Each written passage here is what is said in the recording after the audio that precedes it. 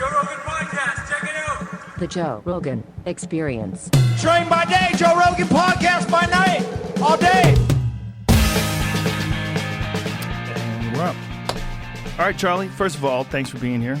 My pleasure. Very Thanks nice for to having meet me. you. Why do you do the things that you do? First question is the hardest one. I guess over the years have formed a whole bunch of different answers to that, some of them flippant and sarcastic. Without rambling on for ages and ages, I suppose it comes down to I'm just really curious. I want to get to these places, see people living lives differently to mine. I grew up in a tiny little village where it's nice, but nothing happened. Where'd you grow up? Just close to Salisbury in the southwest of England. About 10 miles from Stonehenge down there. Oh, wow. And yeah, I suppose I started traveling when I was about 18, took a year out between school and university, and just got more and more curious and slowly realized that I enjoyed traveling more if I was getting to places by, I suppose, physically difficult means. And that particularly helps, I suppose, if you turn up in some remote community in not that I've been doing this, but in a helicopter or a 4x4 or whatever, there's instantly a distance, a sort of divide. I spend most of my time traveling in the developing world where that's just building a barrier. Whereas if you turn up on foot or in a little kayak or on a horse or whatever, then I think people kind of take to that a little bit more. What was your first trip that you did like this?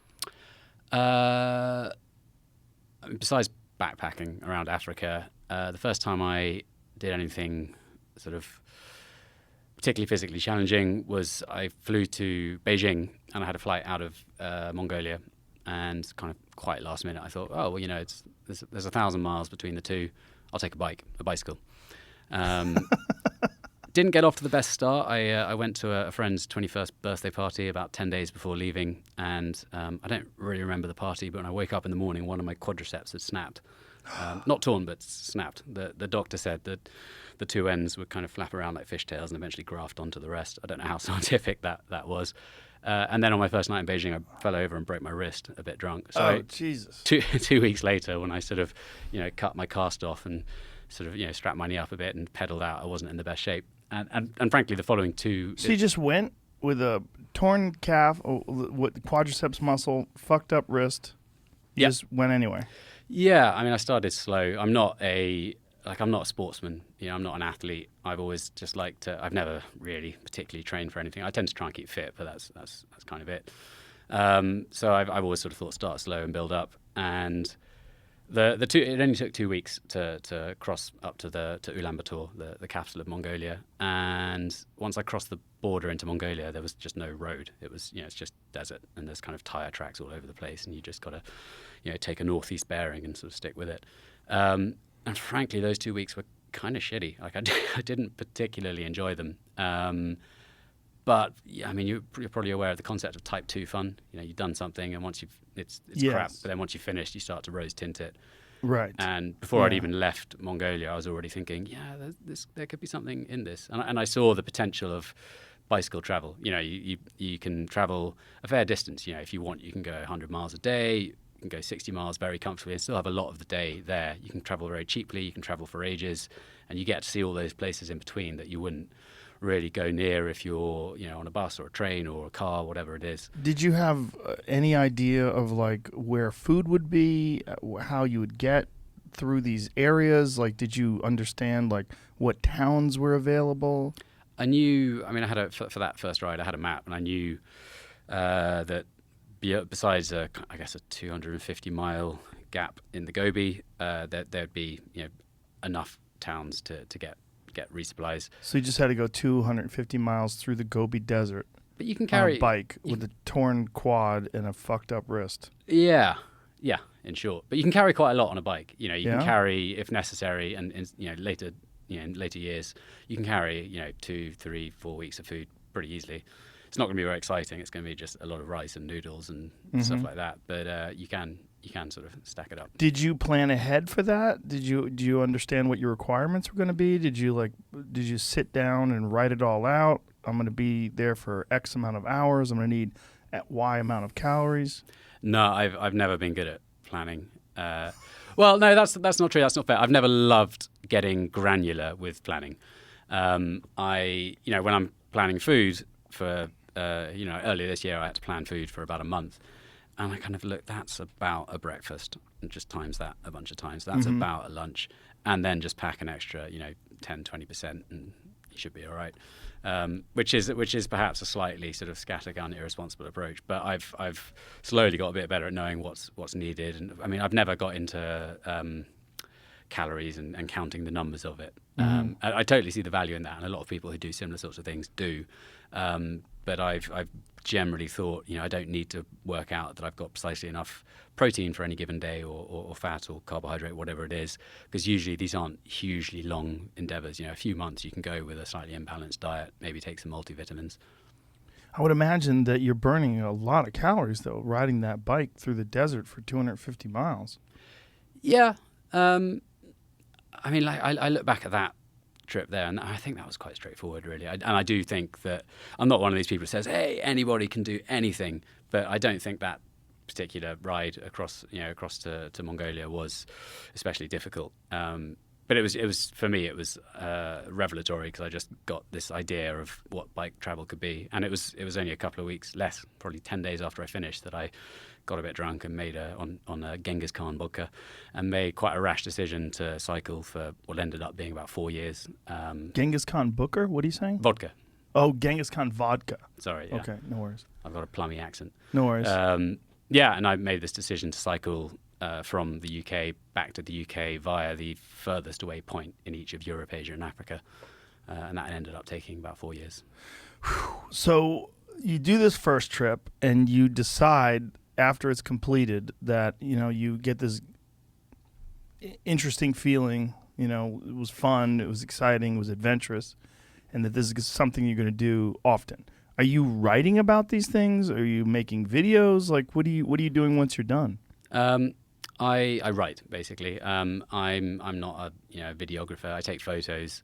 I didn't for the 4-year trip that followed. I didn't have social media at that time. So I very much focused on writing. And every day, at the end of the day, it doesn't matter how sort of sweaty and uncomfortable I might be in a tent or cold or whatever, I will write down what happened that day and just get it all down. And later you can then kind of, get yourself back into that frame of mind, and all these other details will suddenly start springing back in. It's quite a helpful sort of key to unlocking other memories. But writing is my main focus. How do you fund these trips? Initially, I was scrimping and saving, and that first long journey, I lived for 4.5 years, as it turned out, on about £12,000, which back then would have been, I guess, $16,000. For 4 years? Yeah. So I lived in a tent. I ate very cheaply. Occasionally I'll get a night in a hostel or something. You can live for a really small amount of money if you're just out in the wild.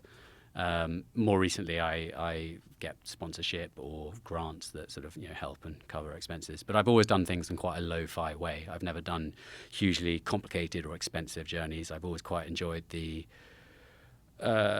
accessibility of doing stuff that anyone logistically probably could do if they put a bit of thought to it. The 4-year one, like, how does one go about deciding that you're going to do something that's going to take 4 years out of your life? Like, did you recognize that it was going to take that long? Like, I reckoned it would take about that, and rashly is the answer. I kind of, I came up with the idea before I really gave it a lot of thought, and the first thing I did is told a bunch of people, family included, hey, in a year's time, I'm gonna head off on a bike for about 4 years.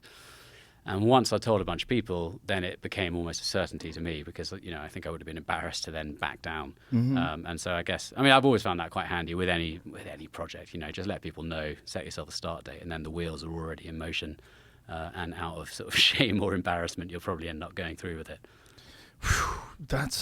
I can't think that anybody would fault you for quitting. I don't think anybody would say, oh, Charlie, you only did 3 years. I came close a bunch of times. Did you? By the time I got 3 years, then it's like, well, I might as well finish it off. And when you get to the end of that, did you write a book? Did you? Oh, I have something for you. Oh, there you go. Before I forget, actually, I got something else as well. Bear with me. Let's see, what have we got here? These are, I believe, for you, Joe. Oh, thank you. Those 2 books are about that 4-year bike ride. There you go. And I've got a couple for Jamie. And now, once you do this, so you get back, and I would imagine like writing down everything at the end of the day, I'm sure helps, but it's got to be difficult to sort of capture the nuances of each experience. I mean, if you're writing for 4 years, I would imagine there's a lot of very notable experiences you're having during this time. Like, how are you remembering all these and documenting them? And I mean, it like photos help as well. You know, over the course of 4 years, I probably had something like 15,000 photographs, and that helps, you know, furnish a picture. But I mean, it's really just what I said. About 1,600 days, I kept a journal every single day. And sometimes they're very brief, you know. Just, you're just writing it down, hand to paper. Yeah, in a bunch of, you know, tatty old notebooks that I've got, kind of, you know, falling apart on a shelf somewhere. And what was the path? So I started near Salisbury, where I grew up, headed across the Channel, up Western Europe through Scandinavia to Nordkap, which is the northernmost point of Europe. It's up in the Norwegian Arctic. That's quite a dramatic place. The sort of monument at Nordkap is at the top of a 300-yard high cliff. You go and look over the railing, and you've got the Arctic Ocean sort of crashing against it. The North Pole's another 1,200 miles on. Then I took a sort of very long, wiggly path across Eurasia to Singapore, which took, you know, 9-10 months or so. Jesus Christ. But I didn't know what route I was going to be taking for that. You know, I didn't allow myself to get too bogged down with details. And also, over the course of nearly half a decade, so much changes. You know, the Arab Spring happened after I started. So the Middle East, you know, changed. The geography and the geopolitics of the Middle East totally changed after I started, before I got back around to that part of the world. Is this your bike? That is the second of 2 bikes. Yeah, that one Did one of them break? So the other one, the one I started with, I got off eBay for £100 secondhand. So not a great bike, you know, basic. And that one got me all the way about 34,000 miles to Cape Town. And then that bike was sadly stolen. It was locked up on the street. Oh, Jesus. And coincidentally, that afternoon, I'd been invited on a radio show to talk about my trip, and the DJ asked me about his bike. You know, and Cape Townians, you know, they're into cycling, mountain biking, and I think he was expecting some specs or what I was riding, and all I could really say is, actually, it got stolen this morning. And I'm about to murder an accent, and you'll get angry emails, but he said, "Oh no, that's absolutely terrible. Like, let's get this boy a bicycle. We can get him back home." And he said, any of you listeners out there, you got a bicycle, you send us a message, we'll get it to this boy. And about 6 or 7 bikes were sort of presented to me the next day. Well, I had to go around the city and collect them all up, but a couple were kids' bikes. One was an antique. One had been found in a canal. The frame of which I ended up using. So I took them all apart, and I made one bike from all the different parts. And I just the bottom bracket, the kind of part between the pedals in that sort of hub, that was the only part I got from a shop, and the rest was just these decimated bikes, kind of, you know, bastardized into this one Frankenstein frame. Well, that's a cool story. Yeah. And so then this bike you rode for the remainder of the journey. Yeah, that got me 10,000 miles in 1 year back home, and then was stolen a few weeks later in London. Was it really? Yeah, it was basically unrideable by that point. Is that, I can't tell which one. Yeah, that's the first one. That's up in Tibet. Okay. How long do bike tires last? Because I know you change car tires. I don't think I've ever changed a bike tire, but I can imagine the rubber. Oh, they definitely wear out. Yeah. I think I kept a tally of all this stuff. I think I got through something like 20 tires. But, I mean, they last a lot longer if you don't buy a pair for $3 in an African village that are made in China. Is that what you did? No, I could, just got whatever I could. And I think 256 punctures, 20 or so chains. Like, it was, there's a phrase in the UK, triggers broom. There's an old TV show called Only Fools and Horses where some not too bright character gets an award from the council. He's a street sweeper for having the same broom for 17 years. And, after he's given this medal, he says, no, it takes a lot of dedication to care for a broom. This broom's had 17 new handles and 25 new heads over the years. And that's kind of what the bike was like. Besides the frame, just about every other part was slowly swapped out as I went around. Wow. And when you're traveling through all these places, what kind of language barriers are there? Do you understand other languages besides English? I'm not a natural linguist. I can get by in French. That was handy in sort of Central and West Africa. I picked up and sort of worked quite hard at Russian. I got some Russian, which in the Stan, Central Asia, Uzbekistan, Kazakhstan, etc. That was handy. When you say picked up, did you pick up on the fly or did you prepare? I probably a few months before I got to that part of the world, I picked up some like audio lessons and just sort of listened to them while I was on the road. And then I got quite good at just sort of, I guess, charades. You know, even if like China was always linguistically the hardest place, but even after I learned how to ask for an egg, you know, in a village shop, some rural area, I still preferred to do it the way I'd done for for weeks up to that point, which was go into a shop and start sort of flapping, clucking your wings and sort of clucking slightly more and more manically, and then pulling out from behind me an egg and pointing at it. They go, "Oh, the foreigner wants an egg. Yeah, we'll get him some eggs." Oh, that's hilarious. So you can make a bit of a game of it. And of course, in lots of parts of the world, there are plenty of people who do speak good English. So I wasn't washing a great deal at this time in my life. You know, living in a tent, getting the odd splash wash in a puddle or a river or whatever. And so my hands, which were in front of me on the bike's handlebars most of the day.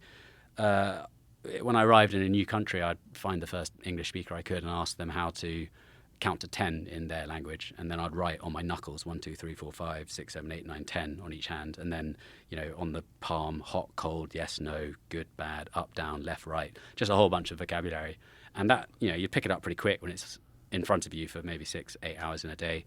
And when that was done, I'd wash them off and maybe learn some new words and sort of carry on. So even though I was passing through regions and didn't have all that long to get to grips with many languages, I got a bit of a head start with that.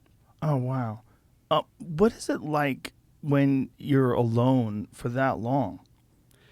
That's probably the biggest challenge. And I've definitely got better at that over the years. But when I was off on that bike trip, there were times, particularly up in Tibet, where that picture was, that the road I was following in Tibet is the western sort of approach to Tibet. And on a good day, I was there in winter, which is not ideal. It's cold.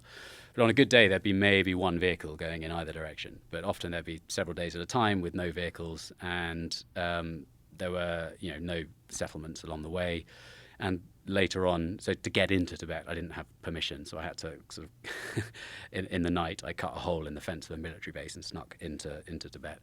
So beyond that point, I was having to kind of hide. To get into Tibet, so it's difficult to get into Tibet? Yeah, so Tibet used to be an independent country. Right. A lot of protest. Most ethnic Tibetan people don't want to be part of China, but in the 50s, the People's Liberation Army marched in, and this was only a couple of years after the Beijing Olympics, and in the lead up to those, there were in Lhasa, the capital, I think it was around 3 dozen self-immolations. You're aware of that phrase? Yeah. Yeah, and usually Terrific. monks. Yeah, and for the listeners who might not know, Well, they probably know from the Rage Against the Machine cover. Yeah, exactly Yeah. that. So people marching out in front of the soldiers or the police, pouring a tin of petrol over themselves or gasoline, lighting themselves on fire and burning to death, in protest at what they see as the occupation of their country. And of course, the Chinese government doesn't want people seeing these sorts of scenes, so they made the whole area off limits to foreigners, and basically, well, it still is really. You can visit sort of limited little pockets in Lhasa, the capital, and a couple of other kind of temples in towns nearby.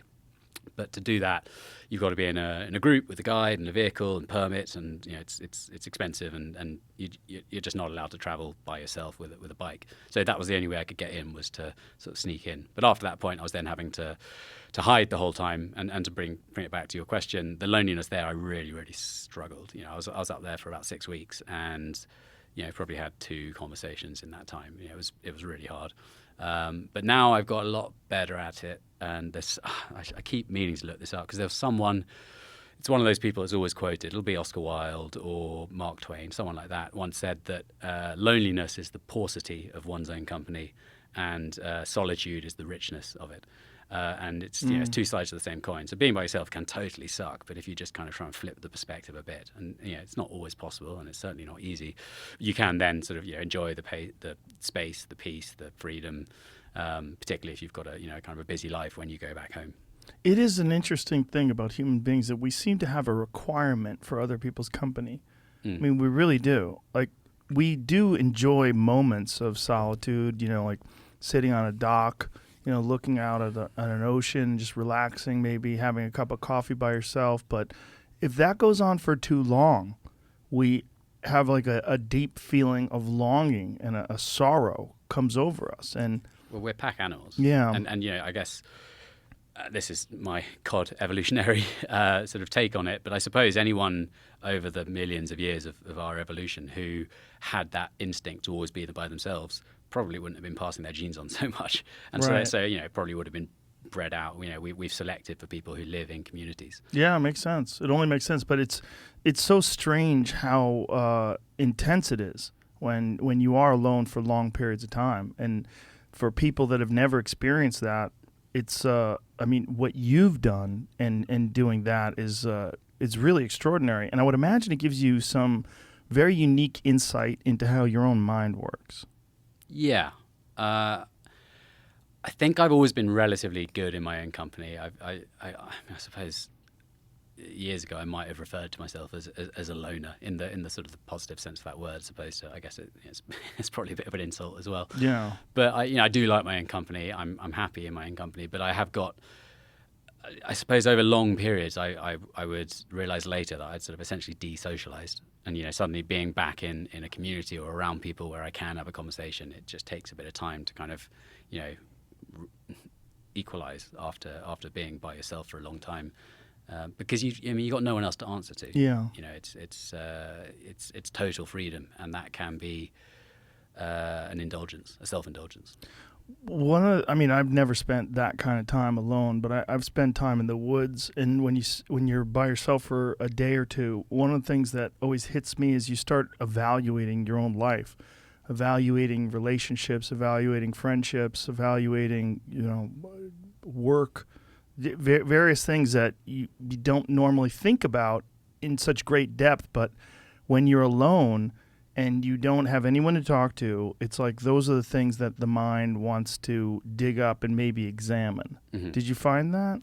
Definitely, and it's definitely a positive thing to do. The more time you've got to chew things over, the more to grips you're going to get with any problems in your life or whatever it might be. And then there's always the temptation, which I'm quite regimented with myself about how long I allow myself to listen to music or podcasts or whatever in any given day when I'm off doing some trip like this. I first came across your podcast when I was in the Congo, I think. And it's podcasts are great, but suddenly you've got company all day, and that's a way to, I suppose, you'll be thinking about and learning about whatever's been spoken about, but you're not exploring things by yourself in the way that you can if you just have silence and peace. And I'm quite strict with myself. Like on my latest trip, I'd allow myself in the morning, an hour of listening to something, and then in the afternoon maybe another hour at some point, and then while cooking dinner I could listen to something like that. How did you decide that amount of time? It was arbitrary, essentially. It just needed to be Regimented. Needed to ensure that I wasn't doing that all the time. So it wouldn't always be exactly an hour, but maybe a podcast. Right. Yeah. One of yours is the whole morning, of course. Right. But something short like that. You went through the Congo on a bike? I started on a bike. I was actually with someone else for this part of this is the bike journey. Mm-hmm. So this was 2014. A guy from Scotland who I'd met, he was motorbiking down the east coast of Africa with a couple of friends, and I think about 7 times we kept bumping into each other. They were covering a lot more ground. They were taking a more sort of circuitous route than me. But in Cape Town, him and I spent a bit of time together, and he said, "Hey, well, so when you go to Congo, I'll fly up and I'll join you." And so in the capital of Zambia, Lusaka, he flew up. He bought a bike for I think about £90. Like a sort of 3-gear, shitty, heavy, sort of strong bike. And we cycled into Congo, DRC. There's 2 Congos, the big one, the fucked up one, I guess. We cycled across the border in the south, in the Copper Belt, and then followed the border all the way across the south of the country until eventually the road we were following just kind of ran out. But there was a river there, and we'd been aware that this was going to happen.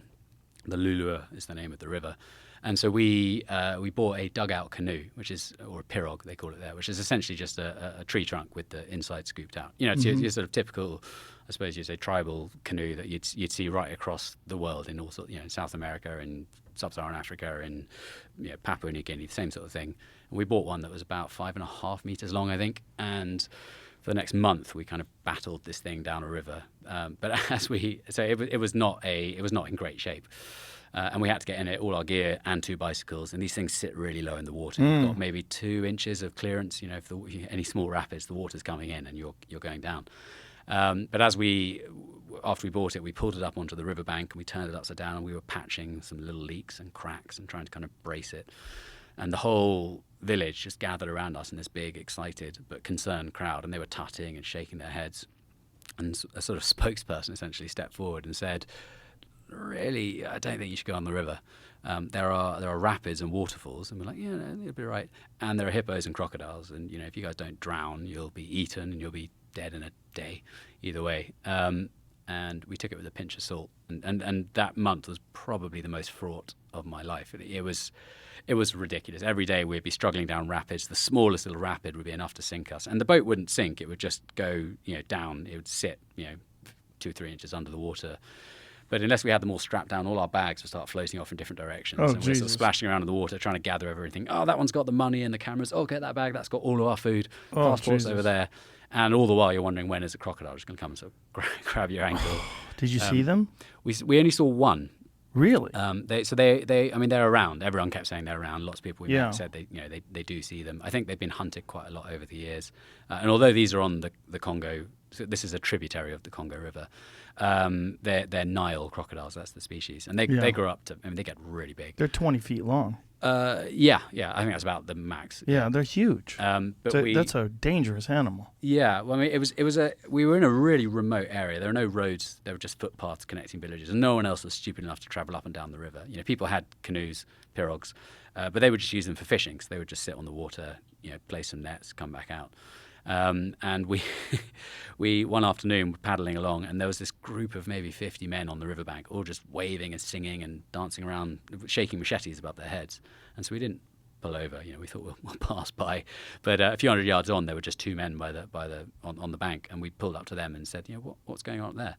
And they said, oh, they just killed a crocodile, a big one. And I said, how big? And they said 5 meters, so that's about 15, 16 feet. So big. One night, a hippo. We'd hear the hippos sort of honking out. They make that very particular noise. We'd hear them out on the water. What does a hippo noise sound like? Sort of ha, ha, as best I can do. But yeah, we'd hear those quite a lot at night, and we had to camp on the riverbank. But the hippos go out for walks around at night, and sometimes there'd be shoulder-high elephant grass, and the only places that we could really pitch a camp would be in these channels that the hippos would tread through it. So it was a difficult time. After a month, we finally reached a road, sort of sand tracks, I guess, and a couple of days later, just managed to get to a town in time for me to collapse into bed with a pretty severe case of malaria. Oh, wow. But I had typhoid fever at the same time, so it was like double trouble. Oh, boy. So I couldn't really walk for about a week. So yeah, that was a.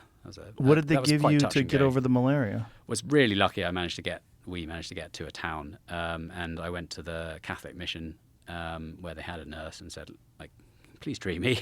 Archie is my friend. He'll buy the drugs, and so this nurse, a guy. Actually, whose name I shouldn't say, he gave me drips of ciprofloxacin and I think I'm trying to remember metronidazole. I think 2 different antibiotics, just a lot of drips. But the drips were the most frightening thing because he didn't use clean needles each time. So Oh, boy. he would sort of do the drip in the morning, yank it out my arm, and then just kind of hang it over the mosquito net. Come back in the afternoon, kind of blow it off, and then plug it straight back into my arm. Great. So if you don't die of malaria, you die of infection. Yeah, it was a worrying time. Yeah. Jesus Christ. So how long did it take you to recover from the malaria? Well, I didn't have long because we had to get, our visas were only 3 months, and we'd already been going for over 2 months. So we had to get out of the country within a certain amount of time. So after, I think it was probably about 8 days, we then, I was able to walk again, but I was still super weak. We then had to go and sort of get passage on a bus, as they call it there. But this is just a truck with a metal shipping container in the back of it. And we spent about 5 days on these trucks, kind of bouncing around. You either cling to the top. There's no roads. It's all just mud tracks. In the rainy season, which was kind of not far off, it would take a month to do that 5-day drive to the capital that we... Because it'd be so much mud? Well, yeah, the roads just churn up. The roads, the tracks that we were on were sometimes these sort of, channels carved 5-6 yards deep into the mud. Wow. And so as soon as it starts raining, they're all completely gone. I came across the monsoon arrived 6 weeks or so later, by which time I was up in the other Congo, way up in the north, kind of near the border of Cameroon and Central African Republic, on these mud tracks. And suddenly I just saw all these trucks that had kind of run off the tracks into the trees, and there were people who had been stuck there for days and days and days. And I mean, I couldn't even push my bike. I had to carry it for about a day and a half, take everything off, carry it for a mile, hide it in a bush, walk back. It was 5 miles for every 1 mile forward, just portaging it back and forth. Holy shit, man. Yeah. How much crime did you encounter? Not a huge amount. I mean, like my pocket got picked in Malaysia, which is one of the safest places in the world. My horse got stolen in Mongolia. That happens.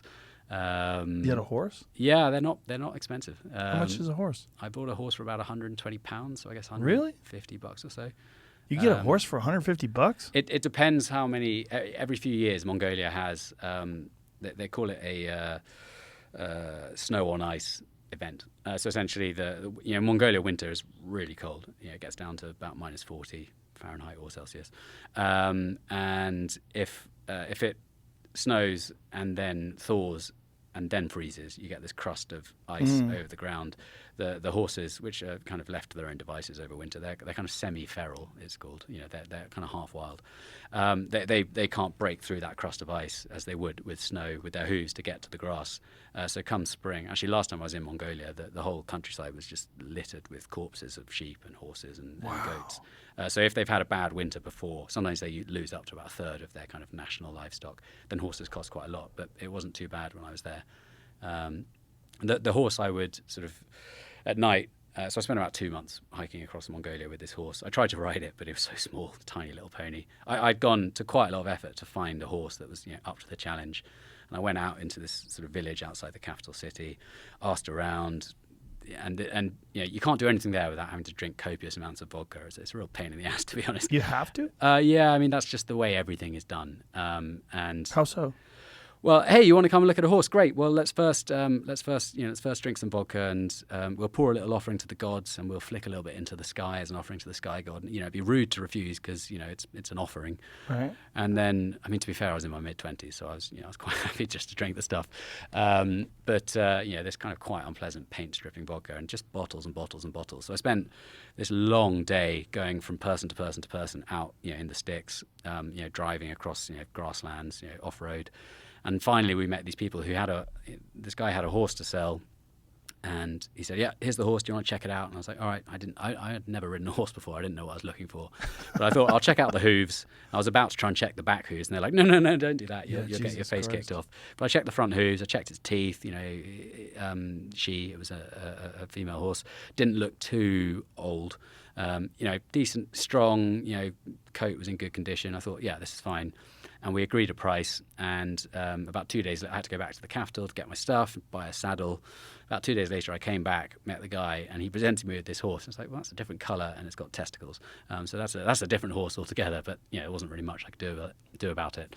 So this horse didn't really take to being ridden. I don't think it was too small. I don't think he could really cope with me and my not very heavy bags. So you just use it sort of as a pack horse? Yeah. So we walked, and at night I would make a fire. You'd hear wolves howling.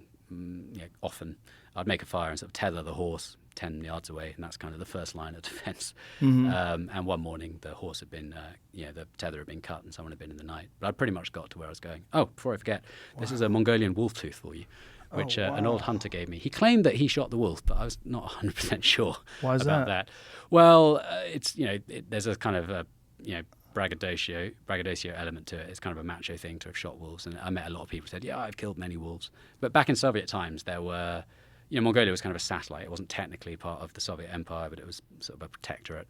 There used to be a quota. Every Mongolian man had to kill 2 wolves each year to sort of keep their numbers down. Otherwise, they would decimate the livestock.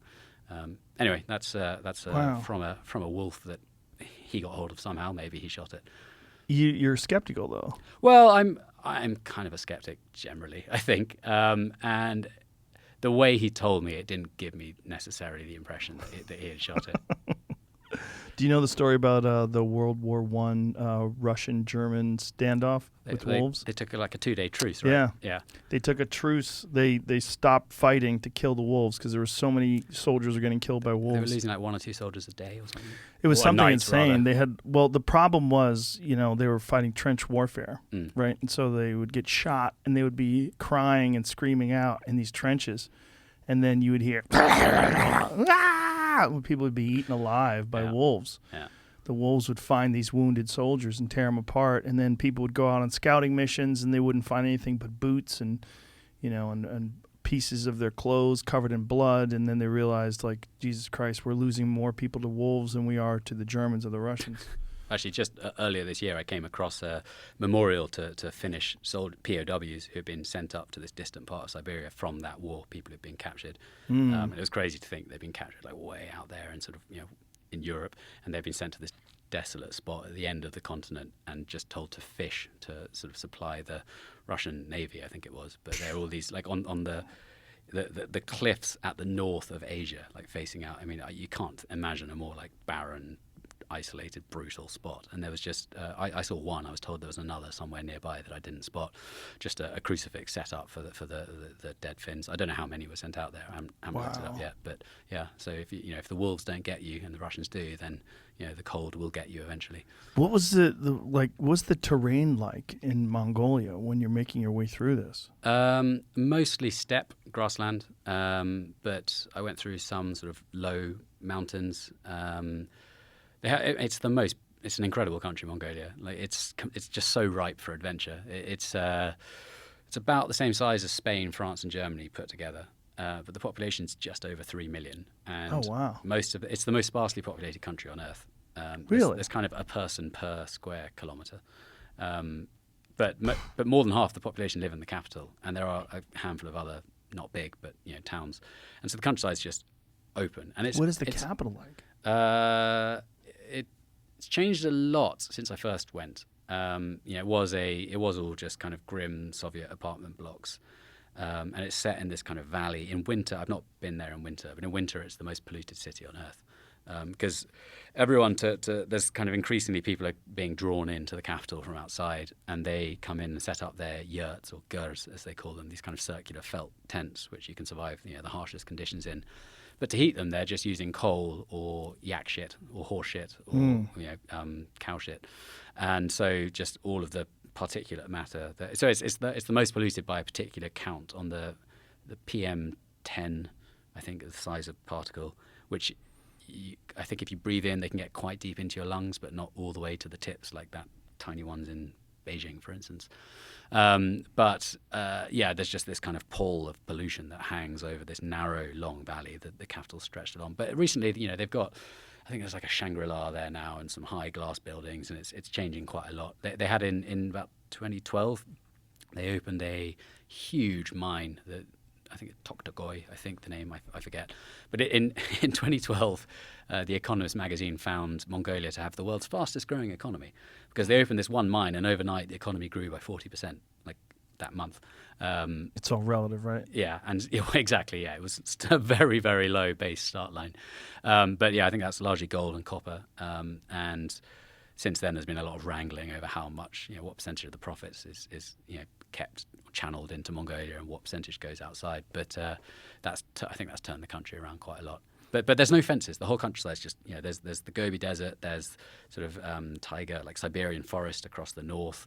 There are the Altai Mountains in the west. The rest is grasslands, and there's lakes and rivers everywhere. And there's just no fences. It's all common land, and you can just head wherever you want. It's awesome. It's really great. It's wild that they still use those felt tents because that was literally what Genghis Khan. Yeah, exactly the same. And nowadays they'll have maybe a car battery to run. They'll have a satellite dish and a TV, and it's changing quite a lot. There's only one or two homes I visited that still looked really quite similar to internally how they would have 800 years ago when Genghis Khan was charging across the continent. Wow. And so this trek through Mongolia took you how long? I was there for 3 months in total. So I did 2 months on the horse, and then once the horse was pinched, I got to more or less where I wanted to go, and so then I got the bike back and carried on cycling. sort of through to Central Asia. And then once you get to Central Asia, then how long before you get back to where you wanted to go? Well, this was all part of that same long Right. bike ride. So, there was probably still 2 years to go to get, to get down through. Charlie, that's so crazy. 2.5 perhaps. That to is get down so through, crazy. Through like Central Asia, the Middle East, and down the whole east side of Africa. Up Now, west. are you corresponding with anyone back home while this is happening? Do people know you're safe? Like, how are you? I emailed sort of as and when I could. When I took the ferry from Britain to France at the beginning of the trip, I had phones were different back then. I had a really old. It wasn't a Nokia 3310, but it was something along those lines. This is 2010. I think the first iPhone might have just come out, but it's a long time ago. I think that was 2007, if I remember correctly. Oh right, okay. Was it? Something like that. I think the first iPhone, somewhere around then, because I think somewhere around then. But I didn't want a phone. I wanted sort of freedom from all that. And my plan had been, I arranged my phone contract or company that the contract would run out around about that time, and I'd planned when crossing the channel to like go up to the top of the ferry and just hurl it into the sea. And the ferry company kindly gave me like a free crossing in their sort of club class, and the bar was quite open. So I didn't get around to that. And a few weeks later, I just sort of tossed it in a lake in Sweden, which with hindsight I don't feel good about. That's plastic. Right. I shouldn't have done that, but it was But a it's different time. symbolic. Yeah. So I didn't. I kept in touch with family through email as best as often as I could. Did you use like internet cafes? Exactly. Yeah. Or if if I couldn't find that, I got quite good at just like going into some random office and saying, "Hey, can I use your computer?" Really? People were surprisingly receptive. You're in the middle of Iraqi Kurdistan. Can I use your computer? Yeah, sure. Just turn it off when you're done. Oh, thanks. Wow. People are very friendly wherever you go, broadly speaking. That's really fascinating, because you probably have a different perspective of just running into strangers in other countries than most people do. Most people would think that people would be very hesitant. Some weird Englishman shows up and wants to use your computer. Well, I think wherever I go, I tend to sort of be a bit of a novelty, so people are interested initially. Did you anticipate that though? Like, what did you think you were going to be able to do, or did you just figure it out along the way? Yeah, I just figured it out as I went. So you didn't have any plan, like this is how I'll make sure that everyone knows I'm okay? No. Back then I probably wasn't great at sort of keeping my parents in the loop exactly as to where I was. And when I went through Afghanistan, I didn't tell them about it. I told one friend and said, if you don't hear from me in 6 weeks, then perhaps call the government. And so I tried to keep them sort of as unworried as possible. Which, I've got 3 siblings, so there's spares. It's all right. Spares. So when you get done with this trip, this is a 4-year trip. What do you do? Do you have a home at this point in time, or did you not have an apartment anymore? No, I hadn't. I had nowhere to. I went back to my parents' place for a few weeks, and I had £30 to my name when I came back. What is the first day back like? Like when you show up at your parents' house, what is that like? Weird. So I about 2 months before I finished, I think I was still somewhere in southern Morocco or Mauritania. My dad said via email, let's have a party when you get back. Let's have a sort of a homecoming. And so we picked a time and a date and arranged a place in London, a street where friends and family could come and gather, and we had a little sort of welcome home party. So I was told, at the stroke of 7 o'clock, you've got to be here on this street. And I, turned up, and there were, 120, 150 people, some of whom I hadn't seen for years and years and years. And it was totally surreal. Wow. I was still quite, the 6 months following, this was about 6 months on from when I was ill in Congo. My health hadn't been good throughout that. So I'd been on my ride up through France, for instance. Winter was coming, and I was getting these incredible stomach cramps every now and then. I remember one particular day when I basically just kind of veered off the road in a village and fell into someone's woodshed. And then about 10 minutes later, I kind of came round, and there was just this elderly French couple standing over me, not wondering what to do with me. So I wasn't particularly well. But I turned up at this homecoming party, with a beard down to my tits and, hair down to my shoulders. I looked a right state, to be honest. And it was strange how quickly I felt kind of normal back among people again, initially at least. It was over the coming days that, the kind of the weird itch of wanting to move came back. And so you got like wanderlust almost immediately afterwards? in the sort of, I guess, a couple of weeks on, the novelty of having a comfy bed each night wore off pretty quick, and I needed to find a job to earn some money. So I picked up the first job I could find, and it's not the sort of job that I think I was going to do long term, but it was just enough to get me back on my feet. What did you do? I sold luxury tours to China for a travel company. And so I'd talk to clients saying, well, exactly. I'd talk to clients saying, you got to go to this place. It's great. And they say, what was your experience like there? I said, well, the ground's good and firm. You can put a tent wherever you want. But, the Hyatt will probably be comfortable. You'll be fine. That was not necessarily the best fit for me as a job. But soon after that, I started planning the next trip and started writing these books. And sort of since then, I've kind of turned that into a career. So immediately you sort of understood when you returned, like, this is not a one-off. This is something you're just going to continue to do. Yeah. Well, people started asking me to give presentations about the trip I'd been on, sort of photo slideshows, I guess. And I started doing more and more of those at, to village halls and clubs and festivals and schools and businesses. And that slowly became like about half of my living. And I realized, I could do this for a job. This could be a living, and enable me to carry on, taking on challenges. So since then, there's always something in the pipeline. Do some sort of journey, come back, relate the story, write about it, repeat. Now, when you start up again, is there any hesitation about like the length of the trip, like that 4-year thing? Even though I'm sure it must have been a fascinating and wonderful experience, there had to be a little bit of a hesitation of committing to that much of your life again. The longest I've done since then is 8 months. So it's a lot different. And the last couple have been sort of 2 or 3 months. But was it because of that 4-year one where you're like, that's a little much? Well, you just you get a bit more settled. Or also now I've started to kind of build a career. You don't want to totally put everything on pause for a huge amount of time again. You mean by build a career, the writing? The writing and the speaking. And it's not like I have a monthly paycheck or a salary, a pension, anything like that. So you kind of got to keep feeding the beast. And so for the speeches, like, what are you doing? Are you like posting up at a theater and people come to see you talk? I do some at theaters, a lot at schools. Ones for businesses will be at conferences, or they just want someone to come in for the afternoon to kind of spark up their team, or a real variety, all sorts of different events. You would be the last person I would want to have come to talk. Because I was like, these people are going to quit and they're going to go wander the world. And I'm going to have no workforce. I've spoken to a handful of CEOs about that. And one, maybe charitably, but I think he was right. He said, if I kind of said what you said as a joke. And he said, well, you know what, if I've got a member of staff, if I've got an employee who wants to go away for that huge amount of time, then they probably shouldn't be working for me. It's like, that's not going to be the most motivated person. But I'm not there to say, hey, quit your job and fuck off for years on a bicycle. I'm there to try and, with businesses, it's different talks, different events, it's all different. But with businesses, I'm there to kind of take some of the lessons about resilience, ambition, etc., from what I've been doing, and try and apply that to their lives, to their setting. But aren't those lessons only learned through the experiences? I mean, I would imagine they're definitely best learned through experiences. Yeah. But I think you can, in the same way that, one of the biggest genres of literature is self-help, right? Mm-hmm. And that's just reading about it. I think most of that is nonsense, though.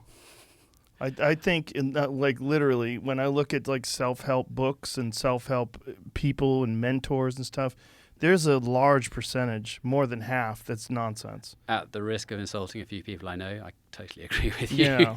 But then again, I haven't read those books, and also I haven't read all of them, clearly, but I've read enough bullshit where I'm like, God. Yeah, well, there's a huge tendency out there for people to kind of take on the persona of a guru, essentially. Yes. And there's so many charlatans out there. There are so many. It's like with a lot of esoteric pursuits and alternative things. There's things that are rooted in fact, or that are kind of veering that way, and there are things that are like mediums, for instance. Yeah. I've got, I don't mind saying it, I don't care how many people are listening, I've got no time for that, because as far as I'm concerned, they're either, I think the two ways they describe it are, they're either open eye, which means they know they're conning everyone, or they're shut-eye, which means that they genuinely believe what they're doing, and that's a different thing. I'm kind of fine with that. It's just I don't think they're right. Yeah, I have a friend who went to a medium, and it's kind of a hilarious story because he goes, he knew everything about my grandmother, knew everything about this. I go, don't you know everything about your grandmother? What the fuck is the point of someone telling you some things you already know? Yeah, that are on your Facebook page. Do you think that it's possible that these were leading questions, and that through these leading questions, they sort of talked you into giving them the answers? And you can see the look on his face when he was kind of resisting, but realizing that I might be right, but didn't want to admit that he got hosed. I think there's a lot of people just want to believe it. Yes. And that's also totally understandable. It's the same, like from my perspective Yeah. with, belief in afterlife. People want to Right. believe that because it's comforting and it totally makes sense to want to believe it. I personally don't. But You don't everyone's believe in welcome to any that. sort of afterlife? I don't, no. But do you disbelieve? Meaning? I don't believe in it either, but I don't disbelieve in it. Well, I can never know that it's not. Right. But I guess the burden of proof is on people who have come up with this idea because there's nothing to substantiate it. But there's a long history of human understanding that there's something else besides what we experience in this realm. And I think a lot of that has to do most likely through either the consumption of psychedelic compounds or through ritual practices like holotropic breathing or something, where it gives them the sense that maybe what you see is only part of the picture. And then there's this feeling when someone dies, like they're not there anymore. Mm-hmm. Like if you've ever been around a dead body? I have, yeah. It's a weird feeling, right? It's like it's not just that they're dead. It's not just that they're not breathing anymore. It's an emptiness. They're not there. Yeah. Yeah, it's hard to explain, but the first time I ever saw a dead body was my grandfather. It was an open casket, and I remember immediately thinking like, "Oh, That's not him. He's not there. Yeah. Like he's not there. It's not as simple as well. It's also weird because they had him made up and shit. They put makeup on you, which is very odd. Yeah. But it's this very clear feeling that he's gone. And so there's this thought, well, where did he go? Did he go somewhere else? Is there a place where you go? Mm-hmm. And that's a totally understandable thing to think and to to kind of experiment with the idea of. But Right. I suppose it can never be proven. So it's kind of a moot point anyway, I guess. I mean, it's interesting. It's interesting to discuss. I don't disbelieve, but I don't believe. But I also think that's a slightly different thing to mediums. Oh, yeah. And I'm a huge fan of, sadly, he died last year, I think, the amazing Randy. Yes. Yeah, James And Randi. Darren Brown, various people who sort of, unlock or rather give away some of the secrets of cold reading and show you just how easy it is to manipulate people's belief. Yes. Yeah, Darren is very open about that. And there's a guy named Banachek who I've had on the podcast before as well as Darren. And Banachek is the first guy that I ever met that openly talked about the techniques that he used. He's like, I'm not going to tell you the techniques, but I'm going to tell you this is bullshit. Yeah. I am tricking these people into thinking that I can read into them and find out about their past and find out about their life.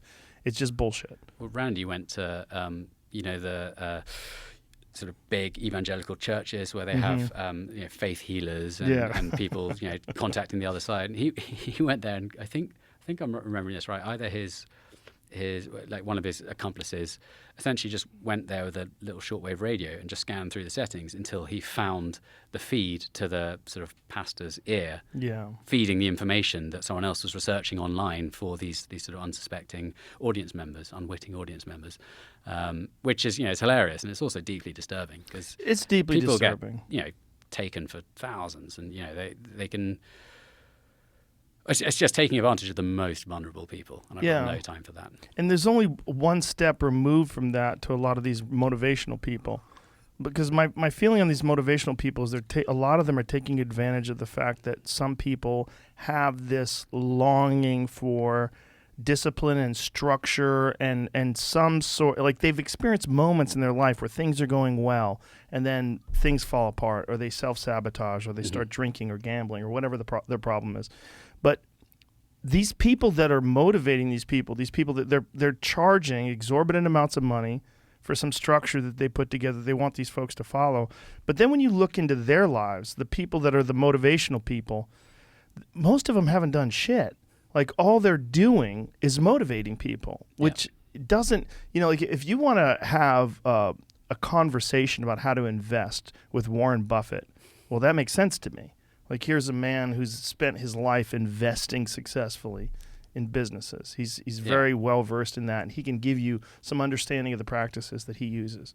But if you're going to talk to someone who's trying to motivate you for success, and his only success is to tricking people into coming to see him motivate people for success and charging them exorbitant amounts of money for it, well, then I don't like that. Well, it's the same as the irony of Trump having written The Art of the Deal, or rather having had someone ghostwrite it for him.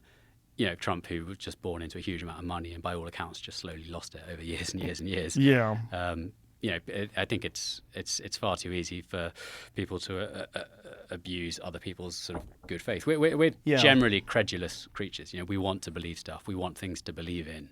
Well, we also don't. There's so much uncertainty about the future, and so there's this longing for someone to hold our hand. Someone please show me. Someone please give me a guide. Someone please tell me the steps to follow. Yeah. And when people see that people have this longing, they take advantage of it, and they try to get these people to pay money for these secrets. If you sign up now, I will give you the secrets of how you can become successful. And you're sitting there in your shitty apartment, you're like, fuck, I want to be successful. That's Scientology, isn't it? It's similar. Same thing. Well, I think that's more in like how to organize your life. But it's similar. It's similar. It's the secrets that you unlock to success. Yeah. I mean, written by one of the worst science fiction writers ever.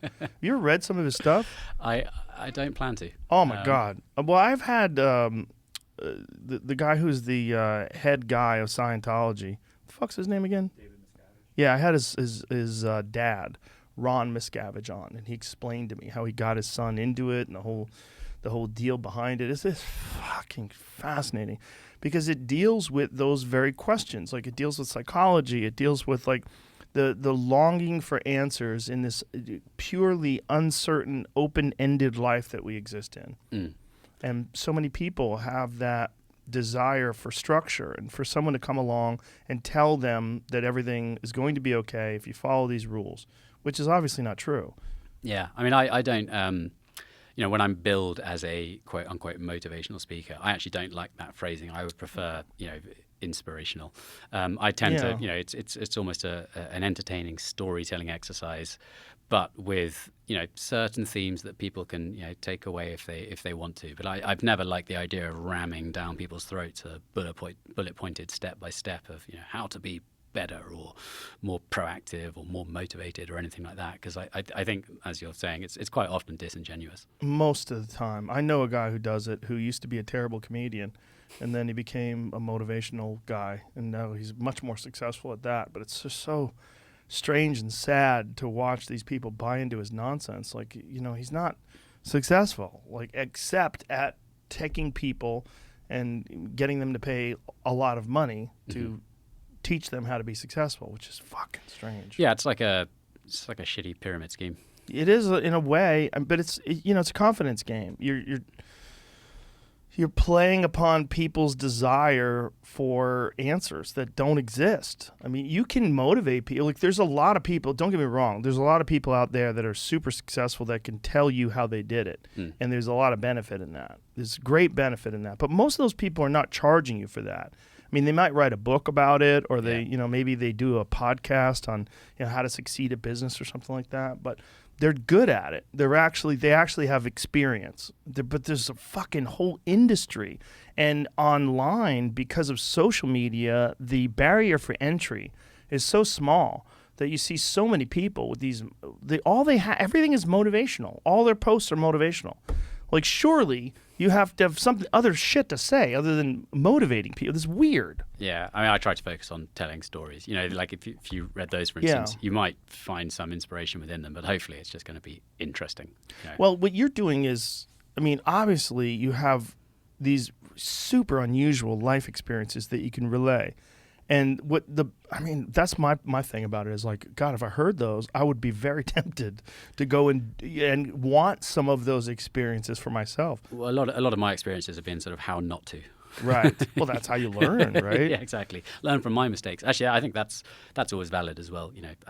It's a lot easier, I think, to take something on board from someone who says, this is what I did and it went horribly wrong and this is why I wouldn't do it again like that, than to say, I did this and I'm fantastic and it went really well and you're a different person. It might be the same for you. Well, speaking of horribly wrong, let's talk about your most recent one, because this is what led you here, and this is a wild experience that you just returned from, and just so tell people what you've done. Sure. So I've been planning for almost a year to go to a region of Siberia called Yakutia, which is, it's the largest administrative area in the world. So it's one region of Russia. It's almost the same size as India. I think it's about 96% the size of India, but only 1 million people. So it's massive and empty, and it's far north. About half of it is north of the Arctic Circle. And there's one large city, but outside that there are scattered some remote and very remote communities, and they're, for the most part, there are plenty of sort of crumbling, near abandoned industrial towns from the Soviet era as well. But there are lots of scattered small villages of indigenous Siberian peoples, particularly the Sakha, who are the largest ethnicity in the region. And then there are smaller peoples like the Iveni, the Evenki, who traditionally herded reindeer. There's all sorts of people scattered across this massive area. And I wanted to head out there. It's also the coldest inhabited place on Earth. So the recorded low, and Jamie might be able to confirm this, but a place called Verkhoyansk, I can't remember the exact temperature, and it's in Celsius anyway, but about minus 67.3, something like that. And that's inhabited. People live there. And so every winter it's super cold, and people survive in that. And they used to survive, many of them, in a sort of nomadic sense, living in sort of skin tents. Reindeer, hide teepees, essentially. So I wanted to get out there, experience some element, not in the total depths of winter, but in sort of February, March, April, of that extreme cold. Isn't February the total depths of winter? I think January's their coldest time. What is February? I was prepared for minus 50 Celsius, which is sort of I guess it's about minus 60 Fahrenheit. They hit the same at minus 40. 40, yeah. But because each degree is different, it gets Yeah. confusing straight away. So I wanted to get out there, experience this cold, and just meet some of these people scattered around and just kind of see what their lives are like, and also see if they're changing with if their lives, their sort of traditional ways of life are being threatened by the climate changing. In last summer, when you might remember it was all over the news for a while, perhaps less so in America because you guys got your own wildfires here, but an island in Greece, Evia, was on fire, like the whole island essentially, really bad wildfires. But at the same time, an area the size of Belgium in Yakutia was burning, all collectively, all the different wildfires at the same time. So they have crazy bad wildfires out there. Also just close to Verkhoyansk, that town with the record cold, they had a record Arctic high of 39 point something degrees Celsius. Again, that's about 100 and that's high. It's about the same as it is here today, I think. Yeah. And all the way up there. Yeah, in the Arctic Circle. That's insane.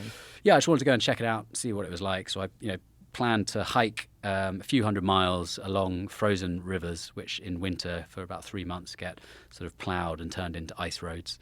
Zimnik or Zimniki, as they call them there. A bit like your sort of ice road truckers, I guess. I don't know. But you're on the river. The river's frozen perhaps 2 meters thick, and towards the top on the frozen sea ice.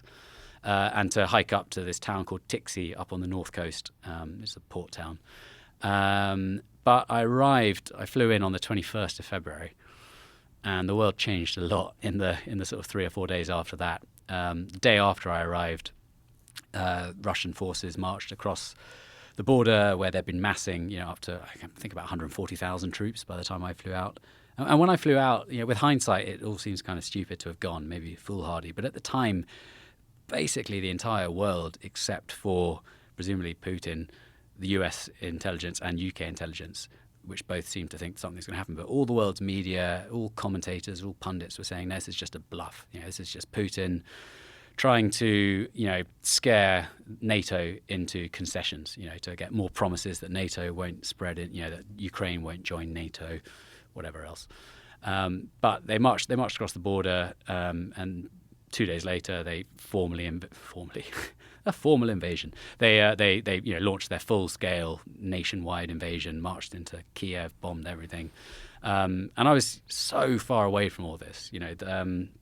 Batagai, the small town where I started hiking up in the Arctic, that is geographically the same distance from Vancouver as it is from Kiev. So it's just really, really far away. I was closer to the North Pole. I was east of Pyongyang. I was on the same time zone as Central Australia, just really, really far away. And I kind of thought about it, and I thought, well, I'm here, and it's going to be interesting. I'm possibly one of, if not the last tourists in Russia, certainly out in the east. And I've got this almost unique but accidental opportunity to see this country and the lives of normal people, ordinary citizens, as what seems to be a horrific, potentially the precipice of World War III starts to unfold. And so I thought, right, well, I'm going to carry on with this trek, but I'll just try and keep across, information. But as soon as I got to Batagai, it's a short flight from the capital of the region up to Batagai on an old Antonov twin-prop sort of Soviet plane. And from there onwards, I couldn't get any phone signal. The only real information I could get was local state media. I passed a village perhaps once a week, and you turn on the most insane thing was turning on you'll be aware of this, I'm sure, but you turn on the local news out there, and they're talking about Ukraine on their news segments, and every second or third sentence will have the word fascism or Nazism, and they were slowly just drip feeding is the wrong word. They were just gushing this false information out into their public space, and loads of people believed everything they heard, totally believed everything. I remember while I was still in the capital, just the day after I arrived, the troops had gone into the Donbass, this disputed territory in the east that they're sort of annexing. And that evening, I was in some guy's sort of cabin just outside town. We'd met and went for drinks with some other people, and he said, "Hey, let's go back to ours for some drinks." And this guy, I'll call him Anatol. I don't want to say his name, but he started dicing up some horse ribs to cook us some sort of peppering them and everything. And he asked me what I thought about Ukraine. This is really early days, and I said, "Well, I had to be careful with what I was saying. I don't know that much about it, but it seems like this is going to get really serious. And I'm also aware that when I turn on my phone and look at the news apps, the information I get from the BBC or the Guardian or whatever else is totally different from what I see here." And of course, I knew all this, but I was sort of couching it in terms that gave him the chance to kind of, I didn't want to preach. Yeah. And he said, "Yeah, well, it's great because, Vladimir Putin is making Russia great again, and this is Russian land, and it belongs to Russia, and those Ukrainians are all Nazis anyway, and we're gonna they're performing genocide on Russian peoples." And the thing I found craziest about all this, not just the fact that he was so precisely parroting Putin's propaganda, which I had assumed beforehand people would be taking with a pinch of salt, but the fact that this guy was Sakha. He's not a Slav. He's not a white Russian. This guy is from a people who about 400 years ago were brutally, aggressively colonized by a sort of militaristic, expansionist, czarist Russia who spread into the area and just took over. And I just thought somehow, with hindsight naively, that these people that were from a sort of ethnically different background, heritage, might not be quite so sold on the cause of Russian nationalism, which is essentially what Putin used to sell the invasion in the first place.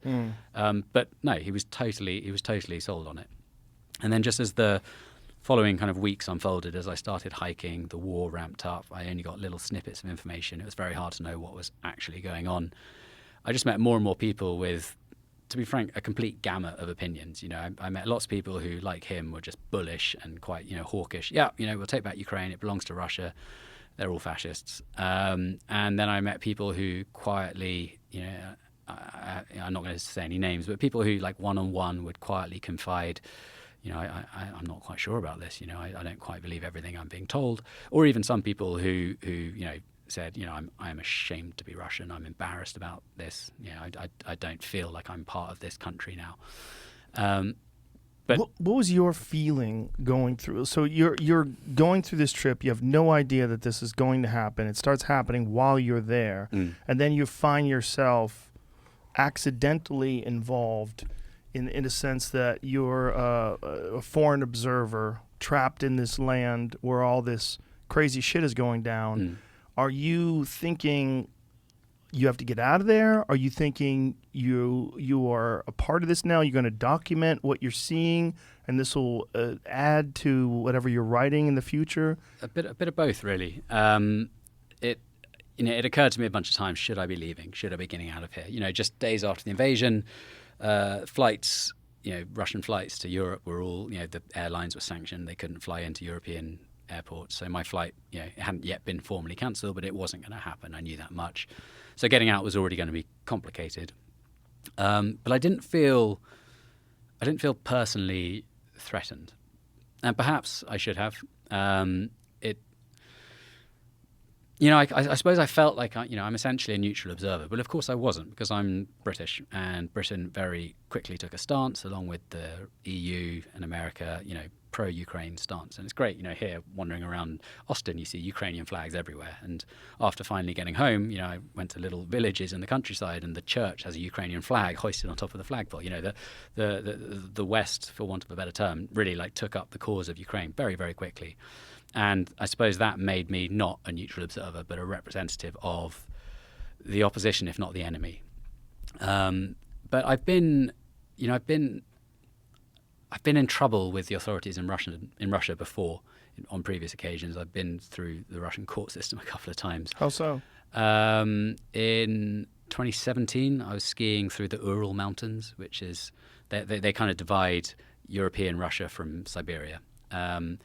And came into a town for a resupply after a couple of months out in the mountains, and the police arrested me and my friend, and so we were on business visas, because the longest tourist visa you could get back then was only 30 days. We needed 3 months plus. So we got business visas, and they said you're committing tourism while travelling on a business visa. So we were taken to court for committing tourism, for sort of abusing the But did you explain grounds. that is your business? Yeah.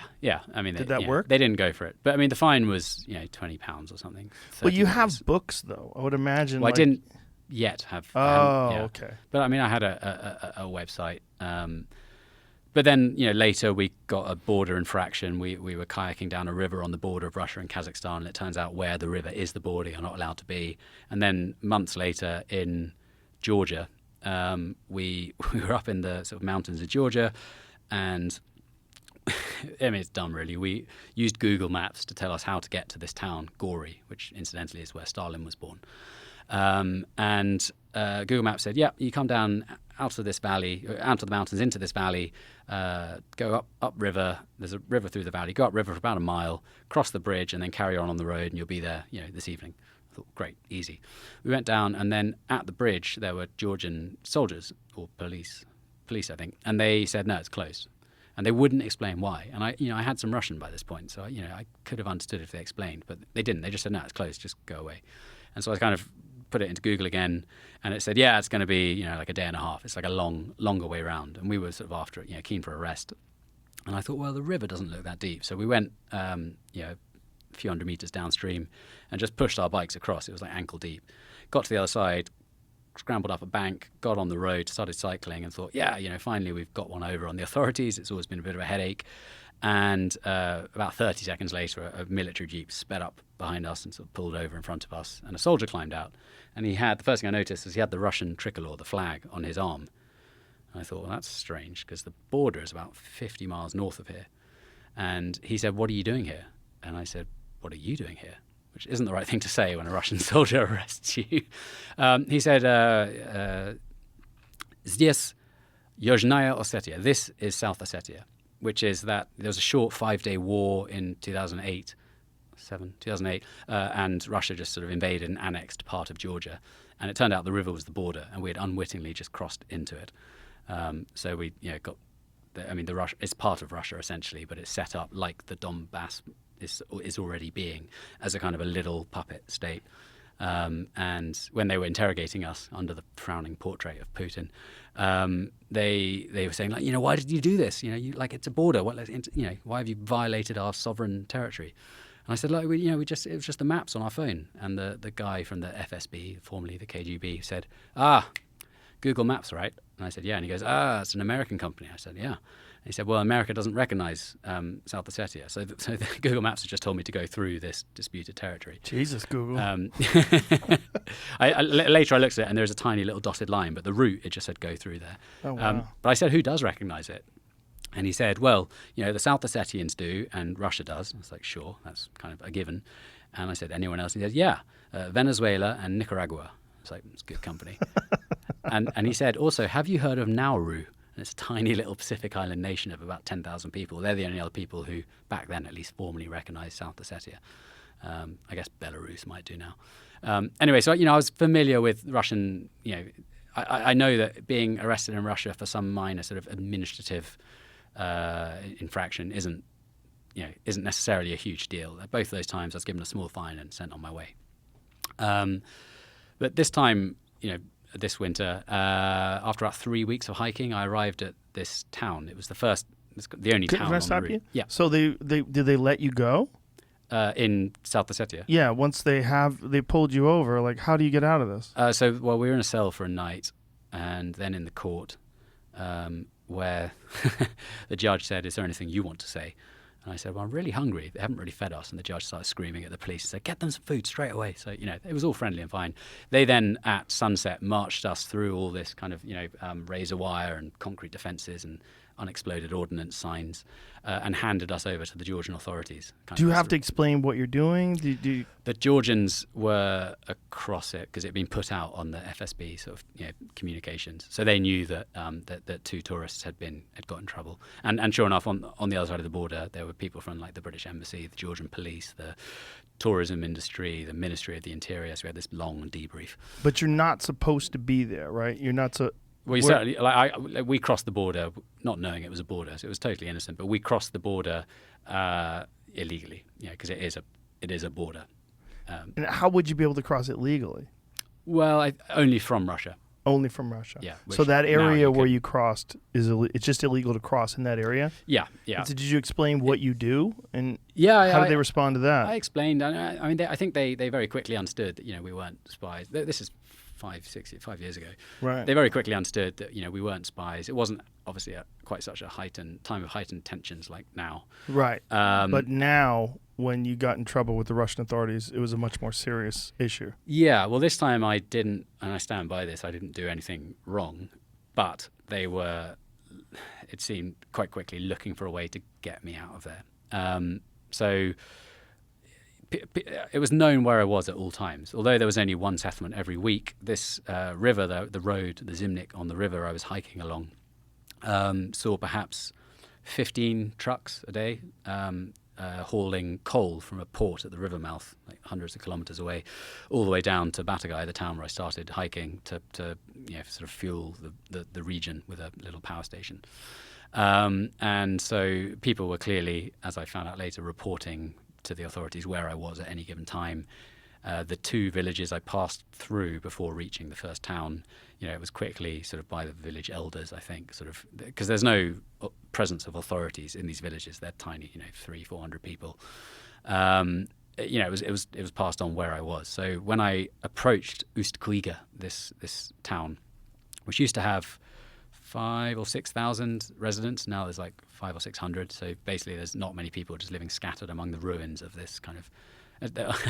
On the north side of the town, there's a cement factory that was built and completed just before the Soviet Union fell apart. So it never produced a single sack of cement because there was no longer any reason to live in this like desolate, sort of throwaway town in the middle of nowhere. The Soviets were really keen to kind of evenly populate this huge expanse of land that they owned. So they built sort of industrial settlements all over the place. Anyway, as I approached Ust-Kuiga, a police jeep was waiting for me a few miles outside town, and they said, get into the jeep for a chat. And I said, oh, that's fine. And actually that morning had been my coldest morning. It was minus 48 or 49 degrees Celsius that morning, which I think is about 55 Fahrenheit. And so my feet were still numb, and I was only too happy to get in the car and have a chat with them in the warmth. And they asked me all these questions for about an hour. What are you doing Russian? here? So this was in my very pidgin Russian. These guys didn't speak a word of English. What are you doing here? Why are you visiting? And I just said, look, I'm here. I'm interested in the culture, the traditions, the background, the winter, the wildlife. I'm a tourist. And they made me sign a document promising to obey the rules of the country while I was in it, which fair enough. But then they drove off. Well, they took selfies with me and then drove off. And then I continued into the town. And They the took next day, selfies with you? oh, everyone takes selfies in Russia. Like, Really? Yeah. In fact, they even refer to any picture with a person in it as a selfie. It doesn't need to be taken by oneself. That's an English word that's just bled through into Russian for a picture. Interesting. And again, selfies, I found out later that people were taking selfies with me, truckers along the way, and then these were popping up on various kind of Instagram accounts in the area that lots of people followed. So people were totally aware of where I was, what I was doing. And again, I had nothing to hide, sort of. We'll come to that in a minute. But in Ust-Kwiga, they came and found me. They came and knocked on the door in the place that I was staying. I was there for 3 nights. And they said, all right, come to the police station for registration. I said, that's fine. Again, no problem. And in the police station, slowly it became clear that they were giving me a fine. And when I asked, what's the fine for? And I wasn't initially concerned. What's the fine for? And they said, oh, you're conducting journalism while traveling on a tourist visa. You can now get, briefly, I guess you can't now, get a 90-day tourist visa to Russia as of recently. So this time I was on the correct visa, a tourist visa. But they said, you're conducting journalism. I said, I'm not. And they said, no, you're a journalist. We've seen on your website you've written for the BBC, which is true, but travel pieces. You've written for these newspapers, again, travel articles based on essentially tourism. And they said, well, that's journalism here. And we also hear you've been talking to people. And I said, well, yeah, it's not illegal. And you've been taking photographs. Again, no problem. But they then suddenly claimed that I'd been asking provocative questions about as they call it, the special operation. Because the war, within Russia, the war is not a war. It's illegal to call it a war. It's a special operation. It's part of this kind of strange kind of, nothing is true. So are people reporting you along the way? I mean, did you ascertain how this got to these soldiers? Well, they knew I was, the route I was following was, along this river, over some hills to another river, and then up to this town on the coast. And so there was no secret that I was going to come through Ust-Kwiga. And they knew what day it was going to be because someone had probably reported seeing my tent, 20 miles down the road the previous night where I'd camped. And I think, it became quite clear that they had... So we spoke for a while, and eventually when they started making these accusations, I said, look, right, I don't really understand exactly what you're saying. I need you to find a translator. And so they found some guy who spoke a bit of English, and he translated as best he could. And they basically come up with, they sort of fabricated witnesses who said, yeah, he was asking about the war in Ukraine. He called it a war. He was trying to sort of provoke, difficult conversations. And it really wasn't the case. And frankly, wherever I went, almost one of the first questions people would ask about me is, what do you think of the situation in Ukraine? Because whether or not they believe what they're being told by their news, they are aware, because the news talks about, quote unquote, the fake news that the West is putting out. They're aware that I might have access to that, so they want to know what I think. So they kind of came up with these witnesses and said, right, like, you've got to pay this fine, and then you can go. And I thought, right, well, it's a £20 fine, $30, and then I can go. There's no point staying here all day. I might as well just sign the papers and go. And so I did that. But the guy who they got to translate for me, he walked out with me when we were all done.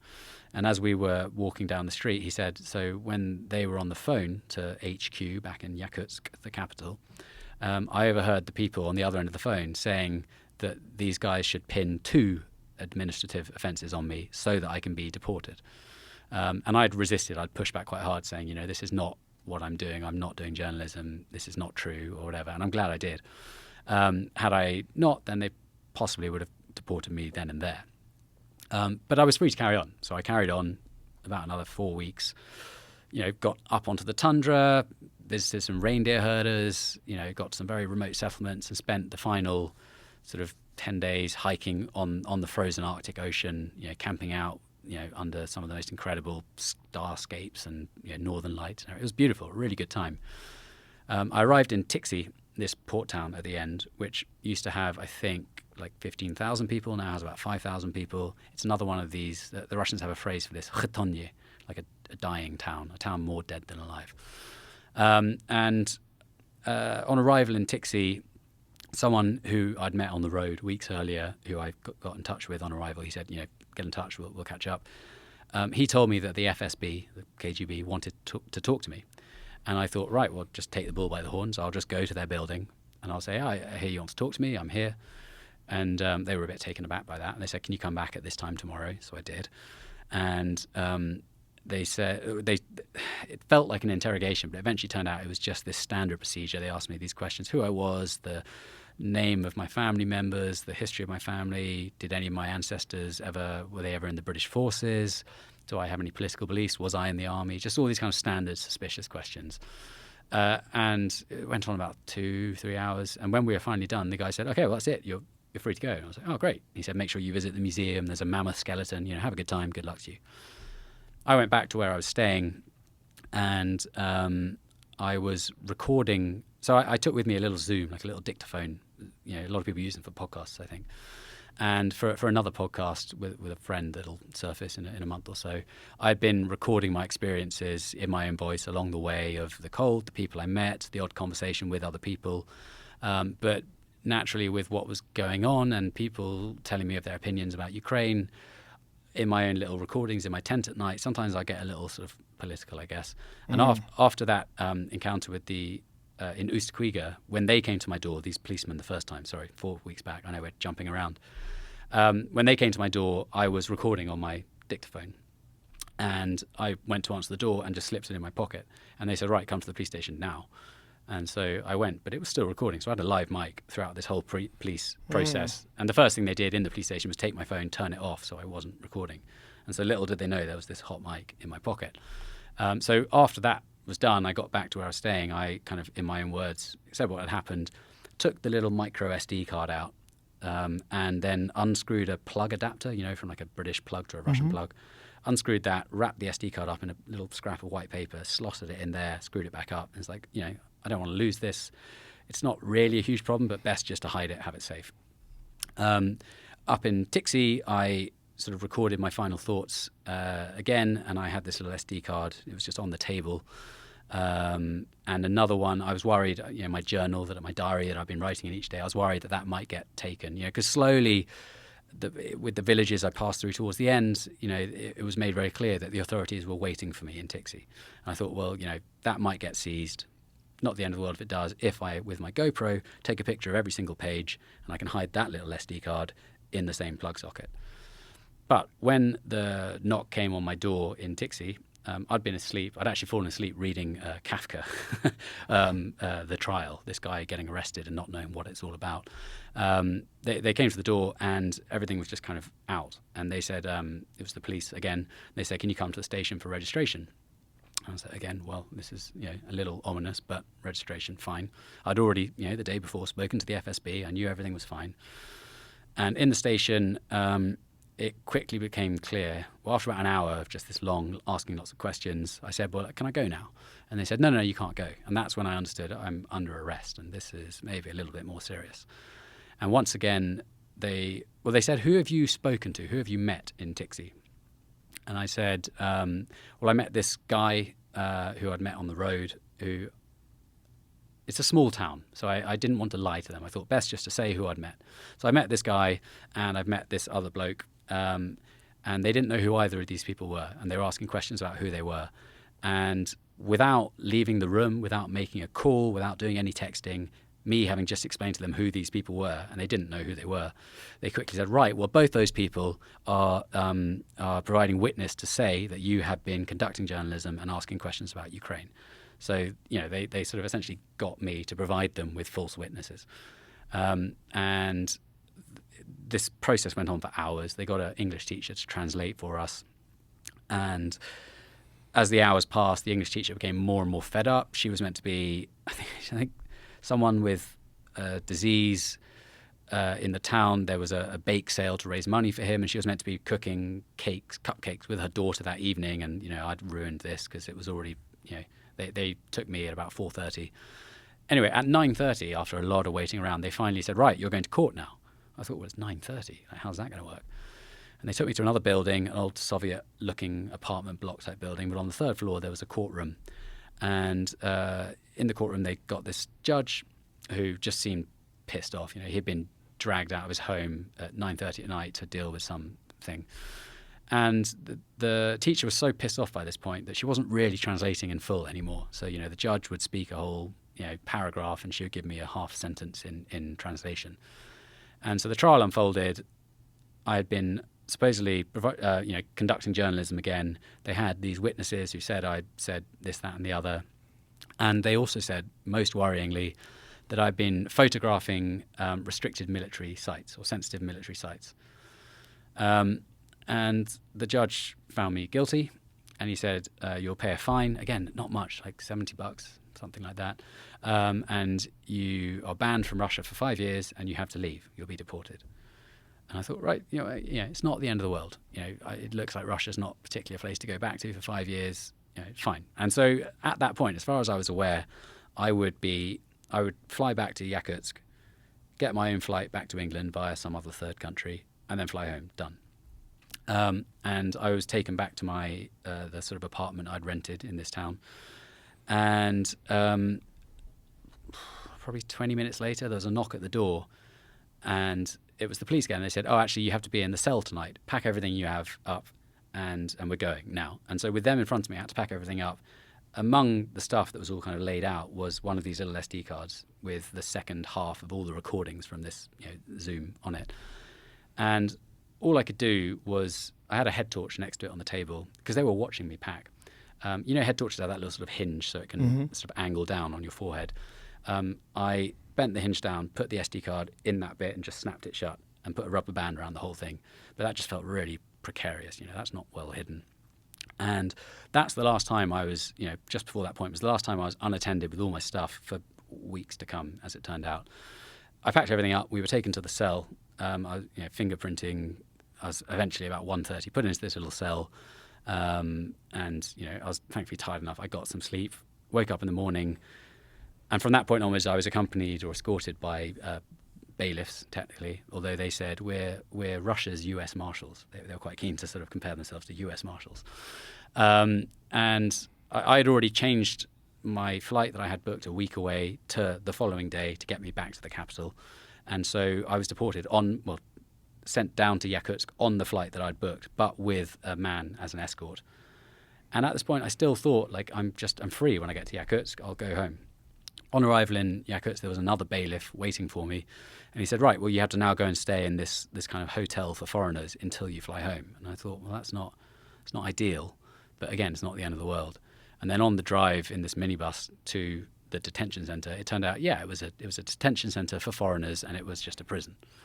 And my shoelaces were taken away, my belt was taken off, all my goods were locked up in a locker.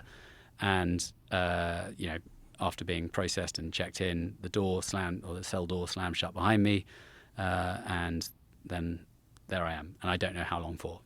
That's one of the sort of bleakest moments where I didn't know what exactly is going to happen after that point.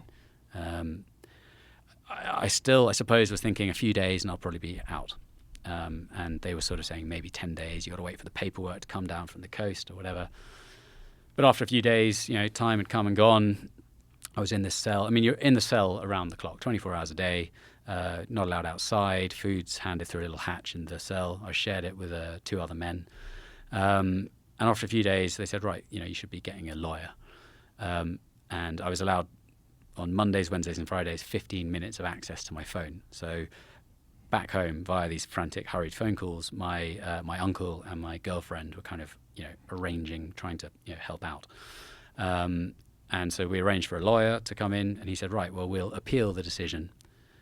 But that appeal wasn't heard for 2 weeks. And that appeal was dismissed out of hand. I was taken to the court. And this is after 2 weeks. By this point, I was not a happy guy. It was almost comical going to the court for the appeal. I was so desperate to get outside. I hadn't been outdoors for 2 weeks. And they said, right, you're going to the court. And I knew that meant I'd get to be outdoors for a few minutes, as I walked from the door into the minibus and from the minibus into the court at the other end. But they put me in cuffs, and then they, with another pair of handcuffs, cuffed me to one of the guards who had a taser, and there was another guard on the other side with a taser. And they wouldn't let me have my shoelaces or my belt back. And I'd lost quite a lot of weight during this trek, so my trousers are falling down. My hiking shoes had these massive sort of, tongues lolling out the front. And walking down the courthouse corridors, I was doing this kind of weird, John Wayne wide-kneed shuffle to try and stop my trousers from falling down. Meanwhile, my hands are pinned to this guy to my right. But the judge looked at the papers for like 2 minutes and said, "Yeah, no, your crimes are too serious. There's a political element, and you're going back into the detention centre." And this was probably the time when I felt most low. About a week earlier, I had suddenly, unexpectedly, been dragged in front of a TV camera and interviewed, and that was a bit concerning. That felt like being tried by the court of public opinion. They had eventually, the news bit aired, I think the day before my appeal, but they had gone up to Tixie and they got witness statements from one bloke who I never even met, saying, he was talking about Ukraine and he was photographing these military sites. Again, no photos were ever provided that backed up that story. And all the while, those first 2 weeks, all of my belongings are in their possession. And the police have come and searched. They've made me turn on my phone, unlock it for them. I had a GPS device, which really freaks them out. My GoPro to them looked like a spy camera. But when they first laid out all my belongings, as some policeman, I was taken cuffed out my cell to be, to turn everything on for him. And sort of on the table, laid out in this neat little row, was all my items. And among them was this plug socket and that head torch with the hidden little SD card in it. And although technically those things weren't really incriminating, the fact that they'd been hidden didn't look good. And I probably should have said earlier, back in March, 2 months earlier, they had introduced a new law with a maximum sentence of up to 15 years for journalists providing or sort of spreading fake news about the military, i.e. anyone really speaking the truth about the military. After the invasion. And these recordings had lots of me talking about the invasion, the atrocities in Bucha, and all sorts. And my whole diary, which up to this point I'd kept hidden, because when I was checked into the cell while they were going through all my stuff, I just slipped it in my trousers, because I thought this diary doesn't look good. I slipped it in my trousers, which again freaked me out a little bit. Are they going to frisk me? Are they not? I got it into the cell, and then I just hid it in plain sight among my belongings. And it was all the stuff in the locker that the police went and looked through. So there's just a lot of things going on. I'm constantly on edge that I'm just about to become, a political bargaining chip. Did they find the SD cards? No, thankfully. This is actually the first time I've spoken about those SD cards. And, those would have qualified me for at least, you're a journalist, if not espionage. And the guards in the prison who were, I think they were probably nice, normal guys, but they were wankers to us. They kept on saying to me, "Are you a spy?" and "Don't fight my country." They would also on their phones look up phrases in English and then kind of chant them back at me, like, "You are a spy, Walker." And so it's a scary time. And after the appeal was rejected, I then thought, well, this could be a really long time. I could be here for months. And the longer I'm here, the more chance there is that either they'll find some of these SD cards or my diary, or that they will, some ambitious, cop, some ambitious policeman or bureaucrat will decide to pick up my case again to try me under the criminal offence. Given they'd made up most of their evidence anyway, it's no stretch to think that they could pin on me the fake news journalist thing and put me away for 15 years. I didn't know that, I didn't even know of her at the time, but since getting out, I've learned about, and I'm going to get her name wrong, but Brittany Griner, yes. the basketball player, who, we don't really even know where she is. I think a bit of news came out about her the other day, but she's clearly being, in my opinion, it's totally outrageous, but she, I think, is being held, as a prisoner swap fodder. They will use her when convenient.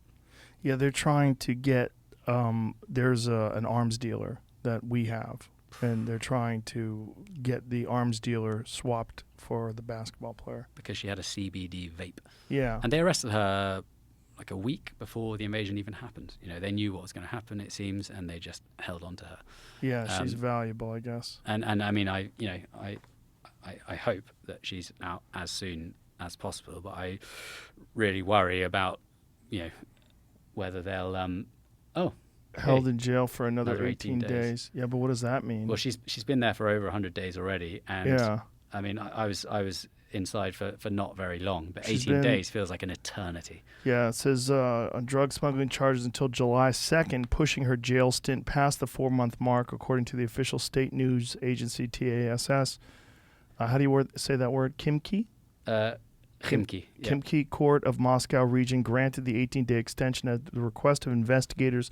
The agency quoted the court's press service as saying, "It is typical of Russian courts to extend detention repeatedly until trial." Ms. Griner's lawyer, Alexander Boykov, could not immediately be reached for comment.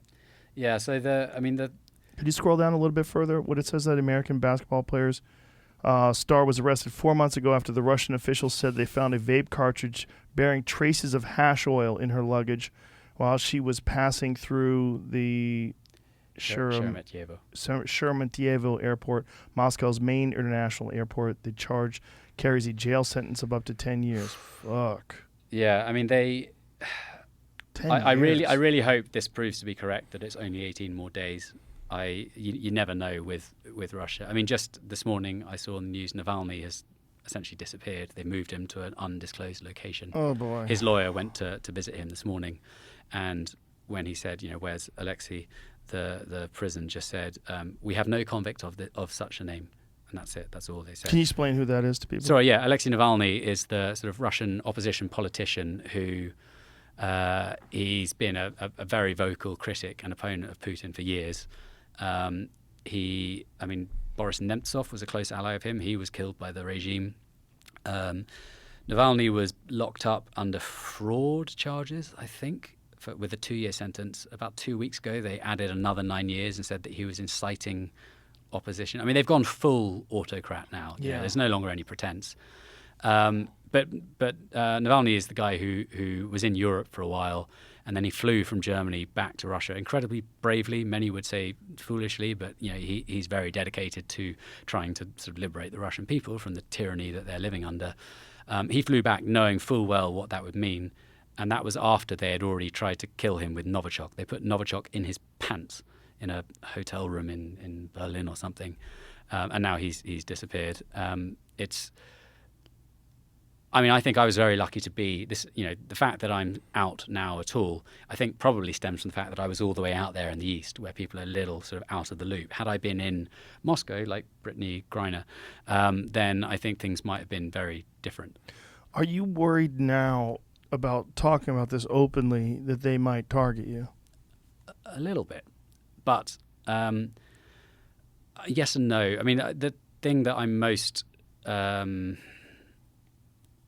mindful of is, and that's why I've probably sounded quite vague about some of the people I've essentially cited in this chat, is I need to be very careful, because being associated with me for various people in Russia could be a real problem for them. There's one guy who I believe is being he was one of the witnesses used against me in one of the two places.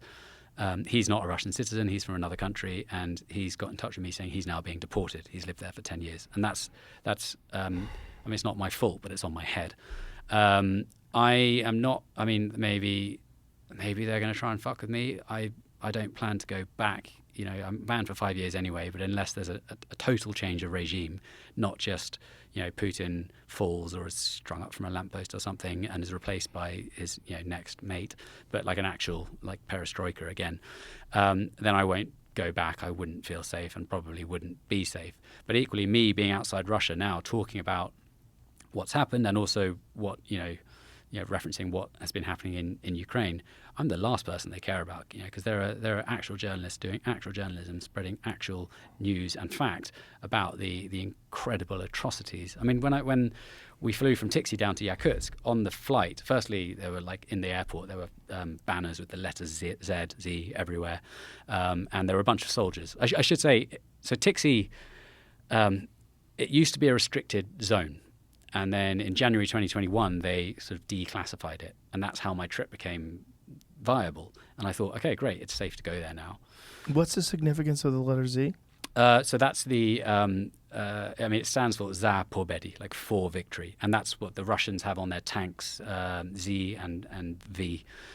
So they, the tanks that have driven across into Ukraine, they've all got the letter Z marked out on them in paint or tape. But all over Russia, you'll see now cars or trucks or buses with the Z on them. It's this like mark of like Russian pride in the special operation that's being undertaken in Ukraine, the invasion. But all these, soldiers on this flight, they were sort of in their 40s. They looked, judging by their age and the sort of epaulets and stars all over them, they looked like they were probably relatively senior personnel. And sitting on that flight was weird. I was thinking if they're flying from here, maybe some of them will be deployed to Ukraine. And if they're deployed to Ukraine, maybe some of these guys will be sanctioning or at least turning a blind eye to rape and murder and torture in the weeks to come. But TIXI itself, even as they were declassifying it, they installed a bunch of missile silos, surface-air missile silos, outside the town, which I wasn't aware of. So it's Russia's huge Arctic coast. It's like 12,000 miles of sort of frontier, and they've got 3 points ranged along it that are the kind of hubs of they call it the ice curtain, their Arctic defense strategy. And TIXI is one of those. So they've, in the last few years, massively ramped up their military personnel, their military hardware. That's to defend against any attacks from the north by sea or air or whatever. And so that, was, I guess, why they were particularly on edge about me being there and this idea of, photographing the military, which, again, I hadn't been, but that was, why they sort of summoned that. So how did they eventually let you go, and why? So they, when they've got foreigners in this detention center, to deport you, they've got to take you to Moscow first because there's no international airport in Yakutsk. And to do that, the being taken to Moscow involves handcuffs and guards, and it's like this whole big rigmarole. They do it on the state budget. You have no say over when it happens, so you just have to wait. And for the other, I think there were no more than about 12 people in this detention center. There were only 5 cells. For the other people there, that's just a case of just waiting. And they were basically all undocumented workers, so people who had either outstayed their work visa or never had one. And, they most of them seemed fairly stoical about it, although some of them had been there I didn't get to talk to many because I was in a cell with 2 for 2 weeks and then by myself for 2 weeks after that. But I think the longest any of them were there were probably about 6 weeks, except one Ukrainian guy who had been given a 6-month sentence there. And he had been in a prison for 2.5 years beforehand for some criminal offence that he wouldn't tell me what. So I don't really know what his story was. But they deport you when the next sort of deportation run happens to be booked up. And very last minute, on the sort of 16th, I think, of May, when I'd been inside nearly 4 weeks, they said, right, on Wednesday, 2 days from now, if you can book flights to coincide with this deportation that we're doing of 3 other people, then you can go with it. And so, hurriedly, I got my wonderful girlfriend to arrange flights so that I could fly with them on this flight to Moscow. And from there, I would then, as far as they told me, I would go through customs and immigration, and then I'd be in the departures lounge, and I'm sort of essentially out of Russia and then free to go. So we arranged this flight, and I was taken with them, and that was a huge relief. Finally, I'm moving, I'm getting out of here. Had it not worked out that time, they gave me a COVID test. Had I been positive for COVID, had we managed to not get the flight, had there been no seats left on the plane, then I would have had to wait for the next one, which they told me was going to be sort of late July, so another 2 months or so. So thankfully we got tickets. I got on that flight, marched on in your handcuffs again. 5 bailiffs escorting the 4 of us, sort of prisoners. They took us to Moscow, to Sheremetyevo Airport, the same airport where Brittany Griner was arrested.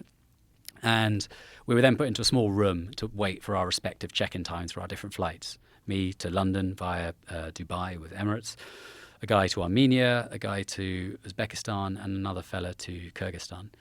And finally they said, right, it's your time for check-in. I went and got my bag checked in, was taken through sort of security and immigration by a SWAT team, well, 2-person sort of SWAT team with a bunch of police. There was like a whole gang of people. Finally got through, and they gave me my passport back and my phone back and said, right, now, and I was like, great, this is it, I'm free. And they said, right, just wait here a minute. And then suddenly I was taken through this extra layer of security that I hadn't expected. And there were about 6 cops who didn't know who I was. They'd been given, I guess, a one sheet, or a little stack of papers saying about my case, and they basically were just given me and all my bags and just my backpack. Again, I haven't been left unsupervised with all my stuff at any point. And so suddenly they had all my possessions, including that head torch, including the plug socket, including my diary, which they got their hands on. And for an hour and a half, they just went over everything. They went through all the phone conversations. They went back on my phone through photos for years.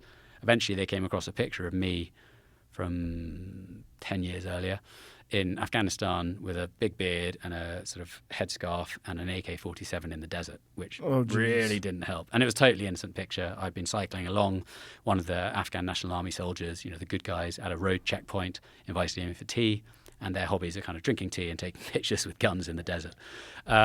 And they kept pulling up things on my phone saying, what's this for? They found my diary. This is the first time someone got their hands on my diary, and they start reading through. One of them could speak decent English, reading through stuff. And I, thankfully, in the prison had censored a bunch of stuff. I'd gone through and I'd scrubbed things out. I'd big black marks all over the place. For instance, it's a diary day by day, given the date. The third day, in big block capitals, it said at the top, "Russia invades Ukraine." I was like, scrubbed that out. There was a wealth of stuff. Had they really looked closely, that would probably still be visible. Or you turn it over on the back, you can see where the pen mark is pressed, the impressions. There was just a wealth of stuff there that they could have, locked me up for. And this is now in Moscow, where it just felt more serious. And this process went on for ages. They were asking me loads of questions, and I started to realize, in my mind, I was realizing, that's it. Like, this is, it's just got, like, we're back to square one, but worse. And my flight time was sort of ticking slowly closer, and they showed no sign of letting me go. And I was like, no, I've got to get on my flight soon. And they started looking through just all the pictures on my camera.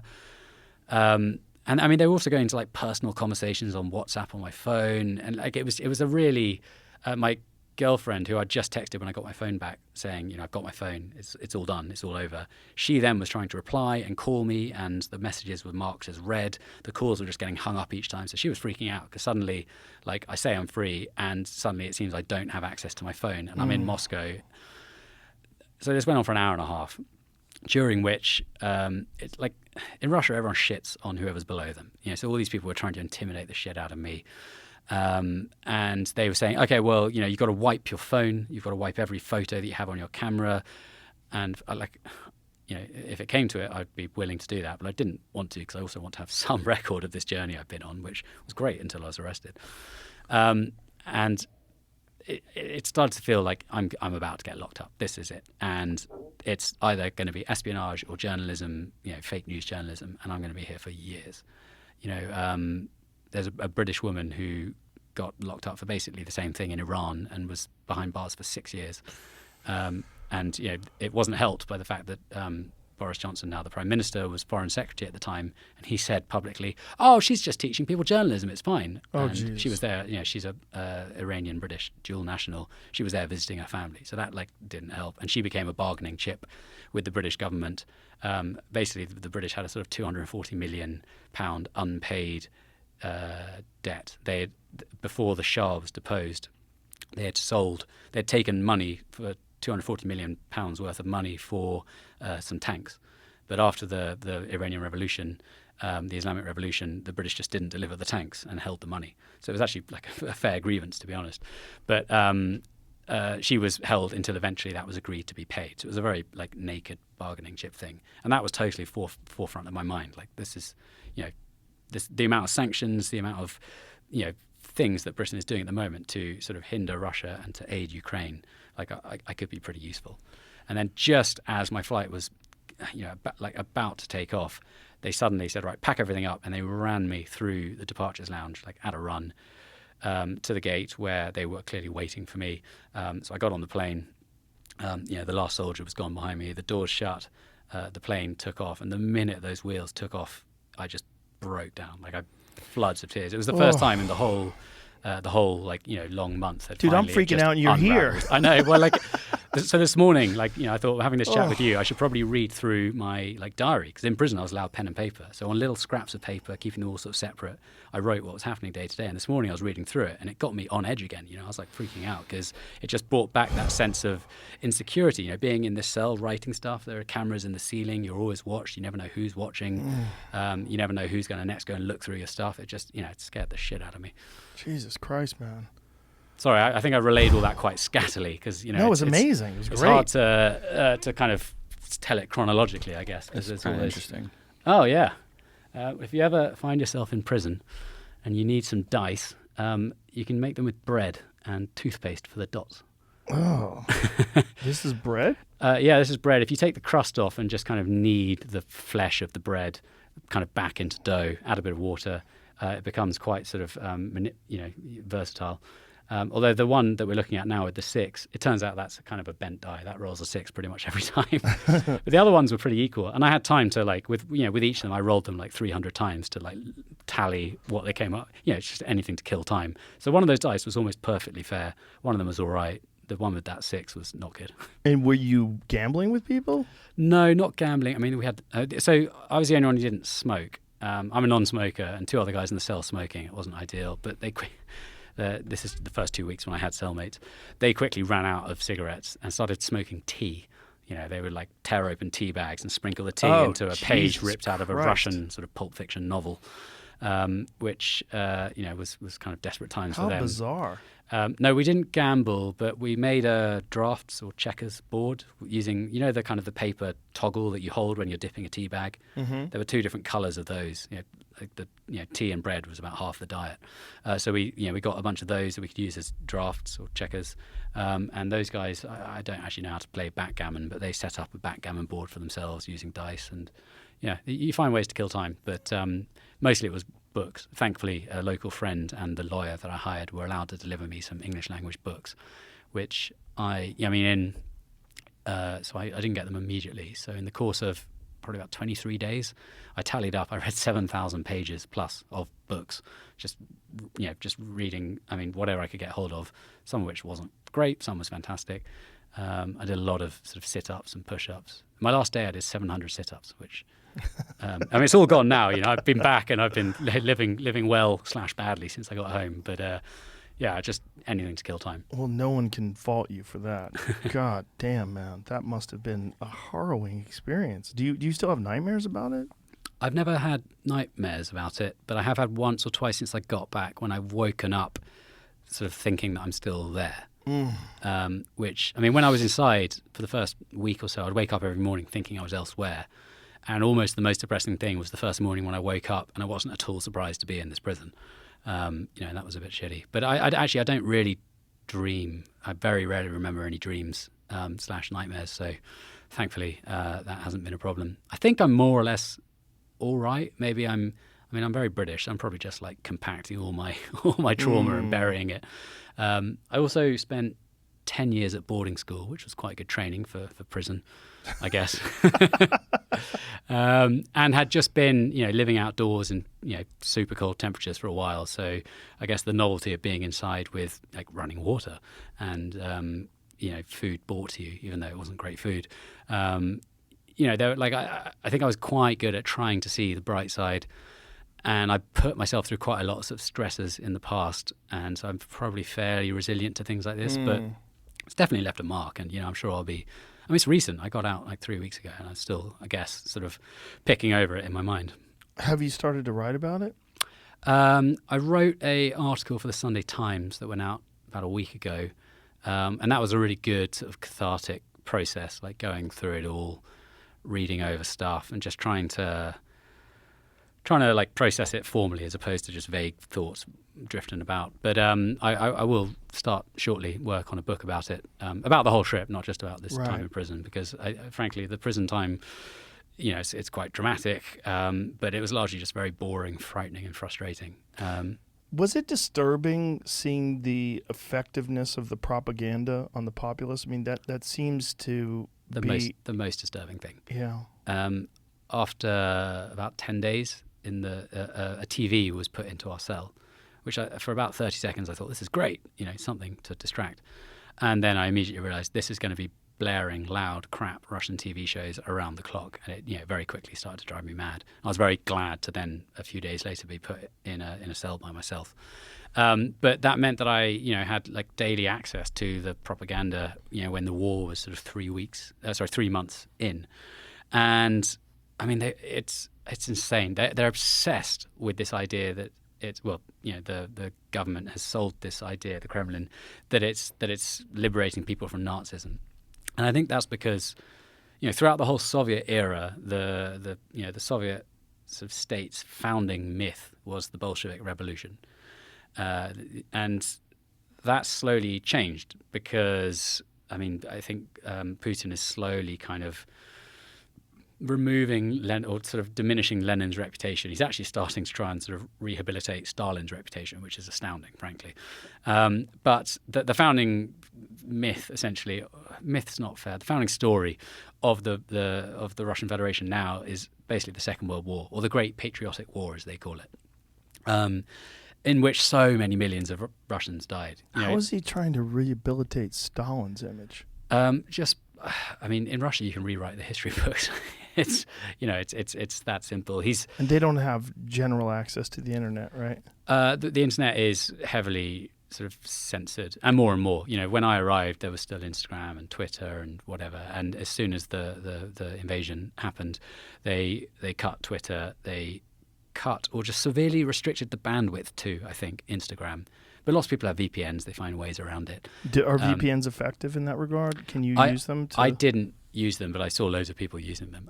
They're always effective, I think. For people who don't know what we're talking about, virtual private network. You can use them to pretend you're in a different country. You can use them to access different parts of the internet that might be restricted. Exactly. So the Second World War is this kind of, foundational story. So many millions of people died, and it's the great triumph of Russia to have been so instrumental in defeating the Nazis. And Russia was incredibly instrumental. The Eastern Front, the war back then for Ukraine in particular, Stalingrad, this was like untold numbers of deaths. It way outnumbers the Western Front, even with the Dunkirk, the D-Day landings and stuff.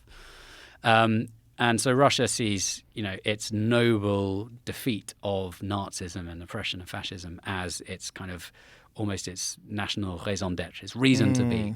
And the news was just covered in like grainy old footage from the Second World War. And they'd got a few little clips from... are you aware of the Azov Battalion? Mm-hmm. Yeah. So those are the Nazis, but it's a different kind of the concept of Nazism is different, right? Yeah. It's more of a nationalism than it is like an anti-Jewish, anti-Semitic Nazism. Yeah, and I'm definitely not an expert. Am I on right this. about that? Yeah, that's pretty much it. But that was the Azov Battalion's roots, at least, and I guess sort of white nationalism. Are they using swastikas? They've got their own sort of take on it's a sort of slightly swastika-esque symbol, I guess. What is it? Can we see what that looks like? It's a kind of a yellow and black type symbol, I think. But why? How is it correlated with Nazism? So, well, the Azov Battalion's roots, and you'll probably be able to pull up better information than I'm able to sort of summon from my slightly sketchy memory. But their roots were a while ago, and they did have this kind of line of extremism, I guess. But that's changed a lot. So there you go. Yeah, there's definitely a swastika inspiration to that. Yeah, similar. But they've But it also looks like when they find utilities. Like when they draw that thing on the street. Oh yeah. When they're doing, what I'm talking about? Gasworks. Yeah, when they spray paint lines on the street where the lines are. Also, you flip it on its side and it's a Z. Yeah, right. But they, I think I'm right in saying that with the invasion, the annexation of Crimea in 2014, the Azov Battalion sort of broadened and other people joined, and that kind of element was, constricted and became, had a diminishing role. However, there is out there online from a long time ago sort of plenty of Azov Battalion propaganda, people marching. There's the odd sort of Sieg Heil, Hitler saluting. And that stuff has all been dredged up and is just put all over the place, as well as other footage, kind of grainy, video phone filmed footage that claims to be, but I'm pretty sure wasn't, members of the Azov Battalion just beating up strangers on the street, kind of, just random violent attacks. But they just ram all this down the throats of the public. And it does seem like after Putin invaded, his popularity within Russia soared. Really? Yeah. I think there's been some changes there. There have been a few brief, high-profile people speaking out, but they quickly get suppressed or arrested or whatever. And there were initially protests across the country, but in the first 2 or 3 days of the war, something like 15,000 people were arrested. And so quickly dissent got kind of quashed. And in my admittedly limited experience of an admittedly niche, far remote part of Russia, it seemed like plenty of people, and I had to be very careful about generalizations here, but it seemed like plenty of people either realized that it's bullshit and they're being lied to, or had their doubts. It's just, understandably, no one's putting their head above the parapet and saying this because there's nothing to gain. It's, Right. If you speak out, you're going to get in trouble, or your family are going to get in trouble, and trouble can mean years in prison or in basically the gulag. They've still got labor camps, labor prisons, penal colonies they call them, dotted around the country.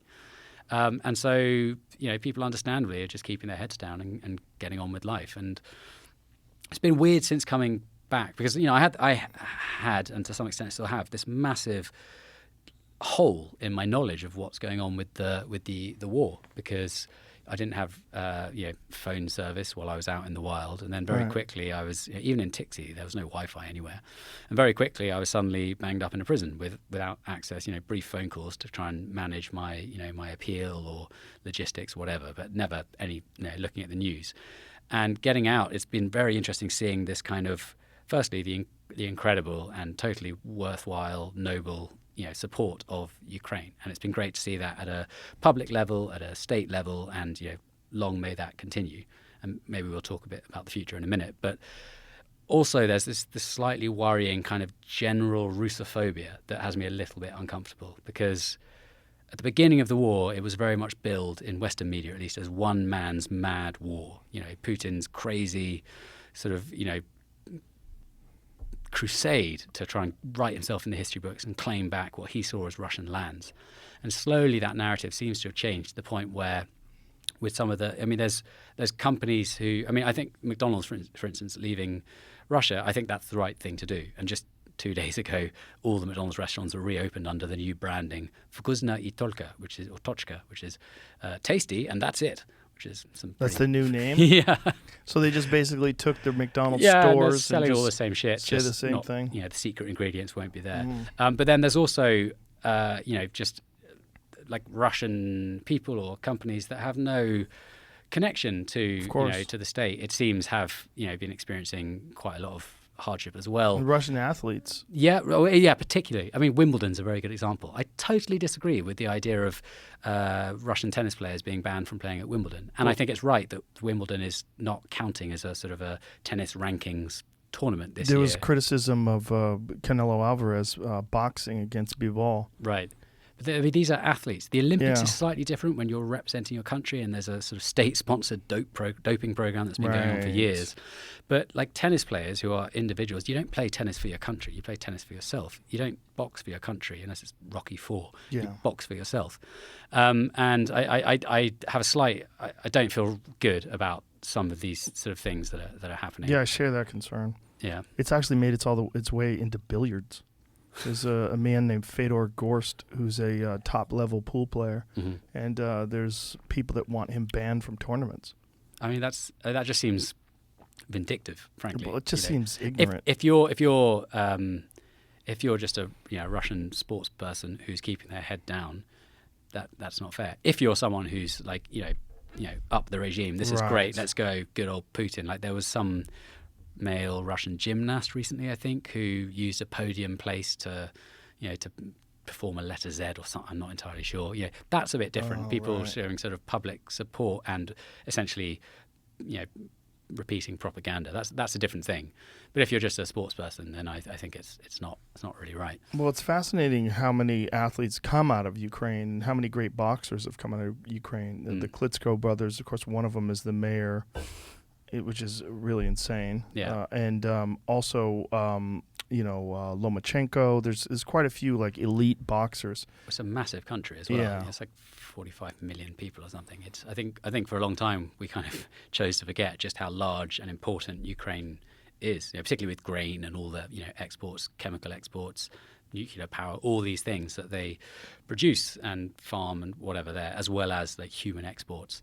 I think we're suddenly realizing like how much of a powerhouse Ukraine is in its own right. So for the 3 weeks since you've been out, have you been playing catch up, trying to absorb as much media as possible and get a sort of an objective understanding of what's happening over there? Yeah, I've been trying my best to. It is difficult with just checking the news because you tend to just get the latest developments, and I'm sure there'll be things that over the coming months that come out that I had no idea about that was massive news for a day or two. If I'd been in over the period that these 2 British and 1 Moroccan citizens were recently sentenced to death in Donetsk for having fought with they were all in the Ukrainian forces before the invasion anyway, but they've been tried and found guilty and given the death sentence for being mercenaries. If something like that happened, briefly while I was inside, then that news pops up and then disappears again quite quickly, and that's the stuff I might not know. But actually, the best solution to that I found is by trawling through podcasts from the period that I was in, podcasts from news outlets and various political discussion, whatever. And that's been quite a good way to sort of stop the gap. It seems like in your recovery from prison and dealing with just the psychological stress and then absorbing all of this information, I mean, that has to be taking up a gigantic portion of your life. Is it difficult to get back on track and to try to have a semblance of normalcy? Yeah. I mean, it's been a really flat out time since I got back. Also, a bunch of friends are all getting married this summer, so I'm sort of darting around all over the place. This month I've literally got 4 weddings and a funeral. It's a busy time just socially as well. It's summer, and it's nice to be out and to be normal again. God, it must be nice. But I feel I have to point out that although what happened to me was psychologically quite frightening, firstly, I was never like beaten or abused or starved or anything like that. The soldiers were sometimes pricks, but that's not a big deal. Secondly, what's happened to me is, in the grand scheme of things, totally insignificant and irrelevant, and I've still got a home. I haven't been bombed. Right. I haven't lost a family member. Like, of course. I think, if anything, I would like my experiences to highlight the extent to which Russia is gone as a functioning state. And we knew it wasn't a functioning democracy, but it's post-truth. It's a state where it doesn't matter if something is a totally blatant lie.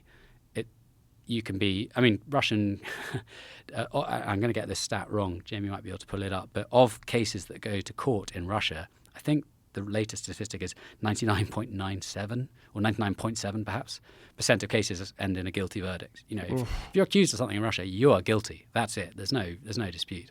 And it's not a country. I would advise no one to go there. It's not safe to be a foreigner, particularly if you're from one of the kind of NATO or Western or EU countries. That is wild. It's lost. As a country, it's lost. We're back to the kind of the bad old days. There was discussion about fights taking place in Russia, and I think we might have done a UFC in Moscow. I think we did. I think there was a UFC in Moscow. See if that's the case. UFC is huge there. Yeah, but they had one of the greatest heavyweight champions ever in Fyodor Emelianenko. Yeah, Fight Night 163 and Zabit. Yeah, Zabit Magomed Shapirov, who's one of the top flight guys. Sharapov, excuse me.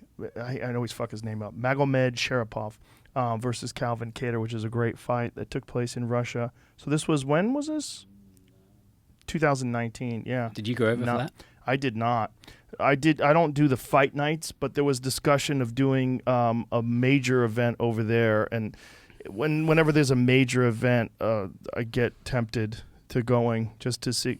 There's a few places that I've never experienced. I've never experienced Moscow, and I think the architecture is spectacular, and I'd be interested in just seeing what it's like over there. And unfortunately, you'd be an absolute gift to the authorities. I would to recommend, arrest me. Yeah. Particularly, I suppose you're publicly an advocate of substances that are very much banned in Russia. Oh yeah, all of them. And they will swab every inch of you. They'll find some stuff, I'm sure. Well, just testing me. Or they'll just say they found some stuff. Yes. That's the thing. It doesn't have to be true. That's what I've heard about this basketball player woman, yeah. Brittany Griner, that they believe that they might have even planted these things or lied about what's in there. I don't have any desire to go over there now, but back then I was tempted because I'm just curious about the experience of going to these places. Like, It is a fascinating place, and it's Yeah. got an incredible history. And I think the history is what has drawn me there a lot. I've been a few times in the last few years, and I mean, it's basically a morbid curiosity. Like Russia's Yeah. history is just a relentless parade of shit. You know, Yeah. like it's just the people, the deaths are counted by the sort of vague estimated millions as opposed to, precise numbers. It's just it's scored more own goals in history than any other country. Surely, they really have fucked themselves over a lot of times in a lot of ways. And this is frankly what I what is the expression? What are you saying? Scored more what? own goals. Oh, so in I see what you're football, saying. in soccer, Oh, if you kick the right. ball in, You your goal fuck by up. mistake. Right. Yeah. And I think this is part of what I've historically admired about Russian people that I've met as well, is that they are just incredibly stoical. It's like they're almost born to suffer and just put up with crap in a very staunch, almost admirable way. And I do find that, admirable. And I can somewhat relate to it because I've over the years put myself through a lot of, unnecessarily put myself through a lot of difficult times. But I guess the feeling of kinship has faded somewhat. Yeah, I just I wonder if at all if this is going to relax to the point where travel is going to be possible again. Because Well, that's I the don't- next thing, Yeah. how long does this go on? I think Right. I think years. you think years? Well, so the big question at the moment, Zelensky is, unfortunately, and in fact, I would like to say this now because for months on the inside I could never say it. Slava Ukraine, victory to the Ukrainian people. I'm totally behind them. But Zelensky's in this impossible situation where it's going to be very, very hard to completely defeat and repel the Russian forces beyond, out of the Donbass, for instance, this bit in the east that they've seized, and even the Crimea.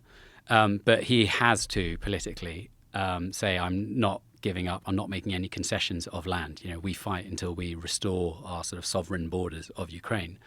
And if he were to make some peace deal with the Russians that conceded territory, he'd possibly be out of office straight away. And that gives the chance for Moscow to try and insert a puppet candidate. That's a problem. But more importantly, with Russia, we've seen this over the last 15 years now. If you give them an inch, they'll take a mile. If the pushback isn't hard enough and they are allowed to occupy and set up their two puppet states in the Donbass, then they've got that, and next it'll be more of Ukraine or Estonia or Latvia or even Finland, although who knows. And it's, where does it stop? And it has to stop somewhere. Making peace and allowing them to have some of the territory of Ukraine is pausing rather than solving the problem. And I feel like it's better off just fixing this problem now, but it's going to be a long, grinding, unpleasant solution, and who knows how long it'll take or what the outcome will be.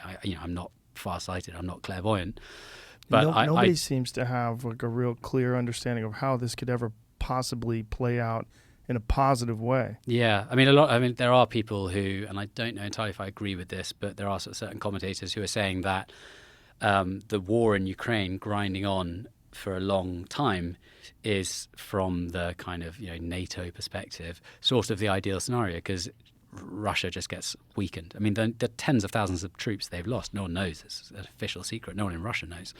But they are losing so many people, so much hardware. Their economy is actually doing fine because all the price of export of natural, fossil fuels is shot up, and they're still exporting just as much as they ever have. So they're actually not feeling economically that much strain yet, but that's to come, I think. But the longer it goes on, the more weakened Russia becomes, and that's sort of ideal from the standpoint of the opponents of Russia.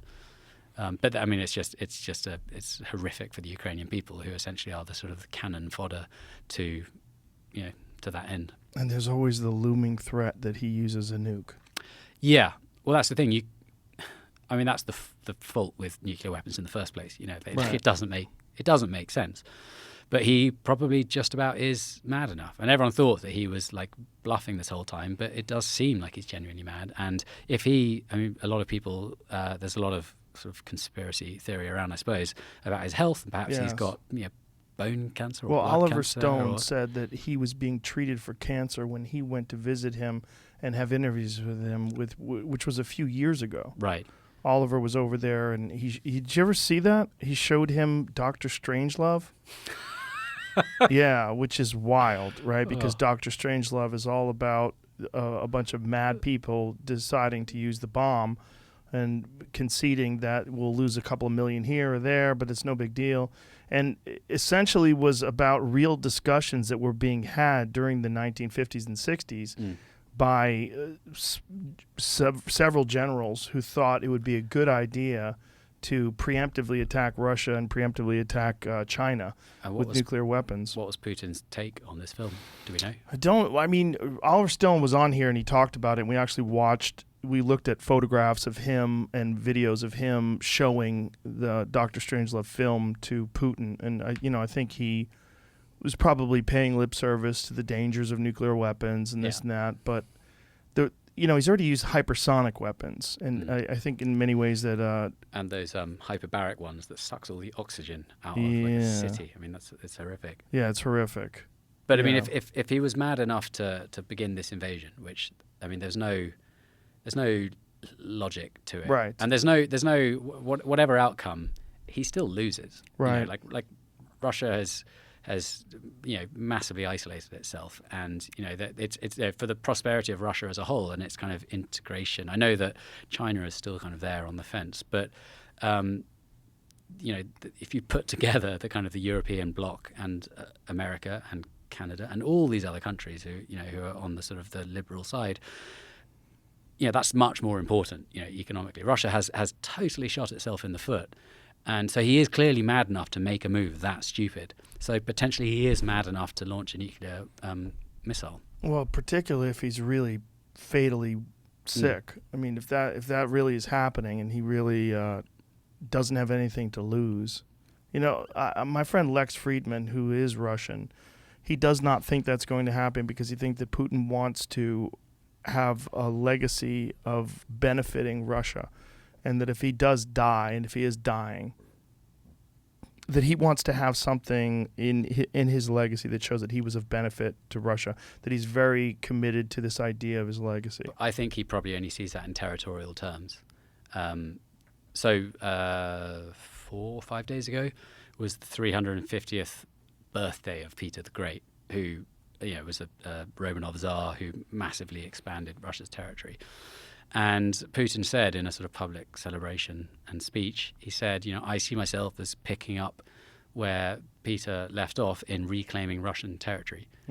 Peter conquered Finland from the Swedes, so the Finns must be terrified.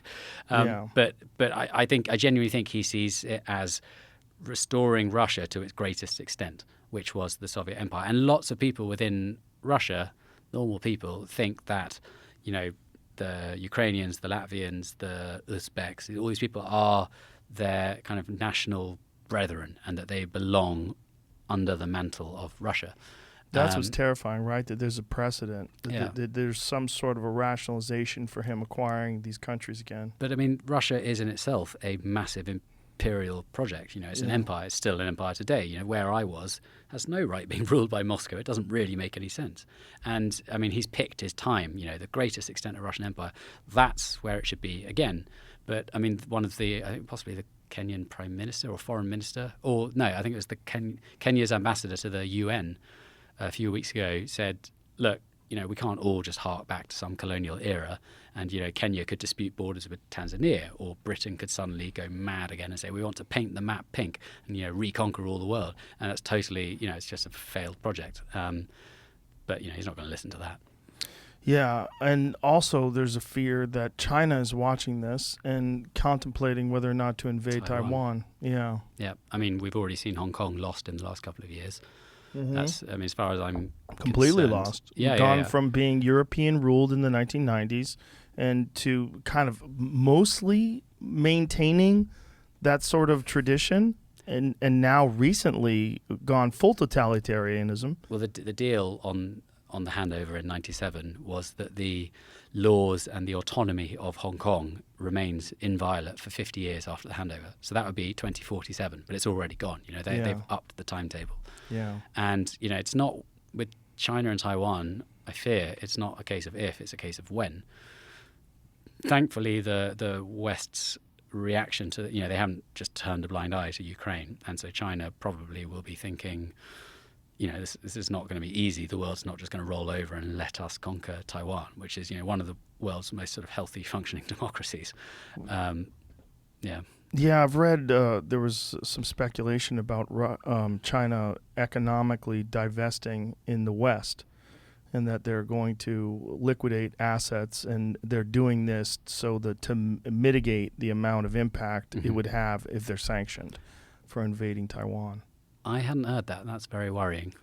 Yes. Yeah. Yeah, that's what I was reading about that, but I don't understand economics enough to really speculate whether or not that's accurate, or whether or not this person has a valid point. It's just the whole thing is so tense, and it didn't. 5 years ago, there was no fear at all. 5 years ago, it was like everything was like, look at this 2019 event that they were having in Moscow, where I was like, ooh, maybe I'd like to go there. Maybe that'd be interesting.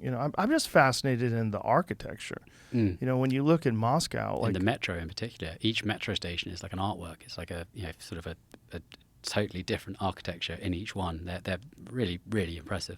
It's also so unique. Like their architecture is so uniquely Russian. Yeah. Like when you look at what's going, like the just the colors and the beautiful buildings in Moscow. And sort of 19th century. I know now we build bigger buildings, but from a 19th century perspective, monumental architecture, huge buildings, big, long, organized projects, streets that are, look at this, it's incredible. Look at that. That's incredible. And each station's totally different. They are really, really impressive. Well, they're such impressive people. I mean, what they've done with chess, what they've done with literature, what they've done with, particularly with martial arts.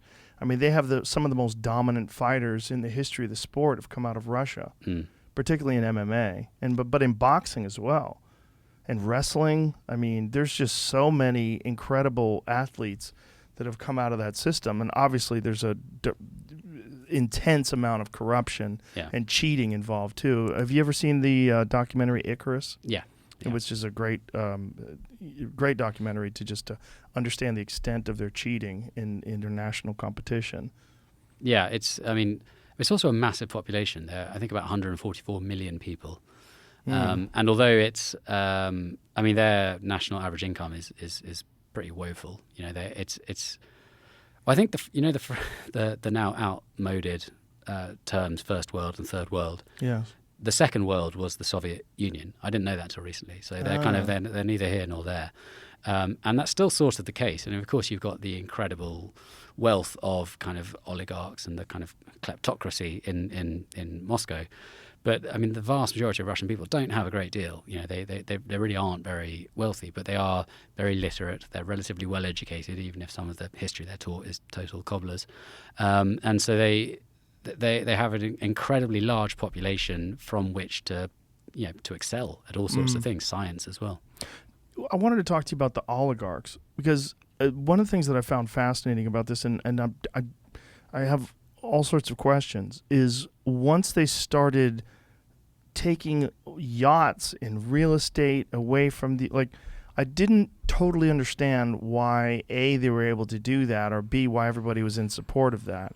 Like, is there a direct connection between these oligarchs and either supporting Putin or financing Putin, or like what? I think, and again, I'm not totally across this, but my understanding is that you basically can't be an oligarch in Russia unless you kind of have Putin's blessing. There have been various, as Putin came to power and then slowly became more powerful, there are various oligarchs who sort of, tried to rival him for power. Berezovsky, there's Media Modal. There were a few, and they were slowly just kind of removed or defeated. Yeah. And so the idea is that if you're an oligarch, you probably have the blessing of Putin, and therefore potentially your wealth might be at his disposal, or you're in his pocket, or also, frankly, people who are multi-billionaires in Russia, it's a corrupt state. No one's making that money completely legitimately, and there's that element. But with seizing it and who's having their assets seized, It does seem quite complicated, and Yeah. it does seem like they just spread quite a wide net to start off with. But again, this was happening while I was kind of out of the loop, so I'm not all that keyed in. I'm quickly going to run to the toilet, if that's right. The go restroom. ahead. We could wrap this up unless you want to keep going. You No, want to keep well, going? Up to you. I'm easy. Do you have more to talk about? I bet you do. Go take a leak. All right. All right. We'll see you in a couple of minutes. I guess the one thing that we haven't spoken about that we could is Papua New Guinea, where Oh. probably the most bizarre country I've ever been to. Did you experience any cannibalism? I met people who remembered those times, but cannibalism, it seems, is gone now. Yeah. Sort of since the 70s, really. What about the seaman warriors? Seaman warriors. You don't know about that? I'd like to hear about that. Oh my goodness. One of the most bizarre practices that I've read about from New Guinea is the ritual abuse of young boys. They get at an early age taken in by older men, and they're told that in order to grow strong, they need the semen of older men, and they ingest it orally and anally. See if you can find this. And this has been going on for, I don't know how long, but it's one of the most bizarre practices because it's like a ritualistic abuse and sexual abuse of young boys. Samian tribe's rite of passage that requires young boys to drink semen if they want to transition to adulthood. And it's not just semen drinking. It's like they call the father, like they call them anal fathers. It's very strange stuff. And this is ongoing. Yes. According to demands of this custom, semen is thought to have some sort of a masculine spirit, and young boys can only possess the spirit by drinking it. It's a custom believed to be a huge proof of masculinity and strength. Over the years, different meanings have been ascribed to the semen ritual. Some people have even tagged it as a form of ritualized homosexuality. Usually the young lads are not allowed to make a voluntary decision, but are simply threatened by the older men to partake in various activities in an effort to prove their masculinity. Surprisingly, the Sambia tribe considers the ingestion of semen to be a compulsory ritual for male development. For them, it is preferable for young boys to be seen as warriors than to be judged weaklings. A lot of cultures do some weird shit for rites of passage. That's out there. This is fucking out there. And they take them in very young. They take them in when they're like 6 years old. There's also, they used to have and this thankfully is gone now, but they used to have the custom, just of headhunters. And your basically rite of passage is to kill another man, which I think is, as bizarre as this is, I think that's kind of even weirder because this is, although pretty fucked up. It's relatively low stakes, although I guess there's quite a lot of psychological harm potentially. But this doesn't, it shocks me, but it doesn't hugely surprise me. Stop scrolling. Scroll back. Listen, read this here. After the boys are removed from their mothers, they're then flogged with long sticks during a bloodletting ceremony. The elders kickstart the blood purification ritual by inserting 2 canes in the nostrils of the new initiates until they vomit blood. Each boy is held against a tree, and sticks and sharp grasses are shoved up his nose. During the process, the elders continuously poke the throats of the boys with an arrow-like objects till they vomit any contaminating influence within them. Once the nose poking is done, the blood starts falling from the nose. The elders make a collective war cry. This is then followed by more beatings with the aim of toughening the boys so they can be powerful warriors. While a lot of the people would view the nose poking as extremely painful and intrusive exercise, the Sambia see it as a display of endurance and strength.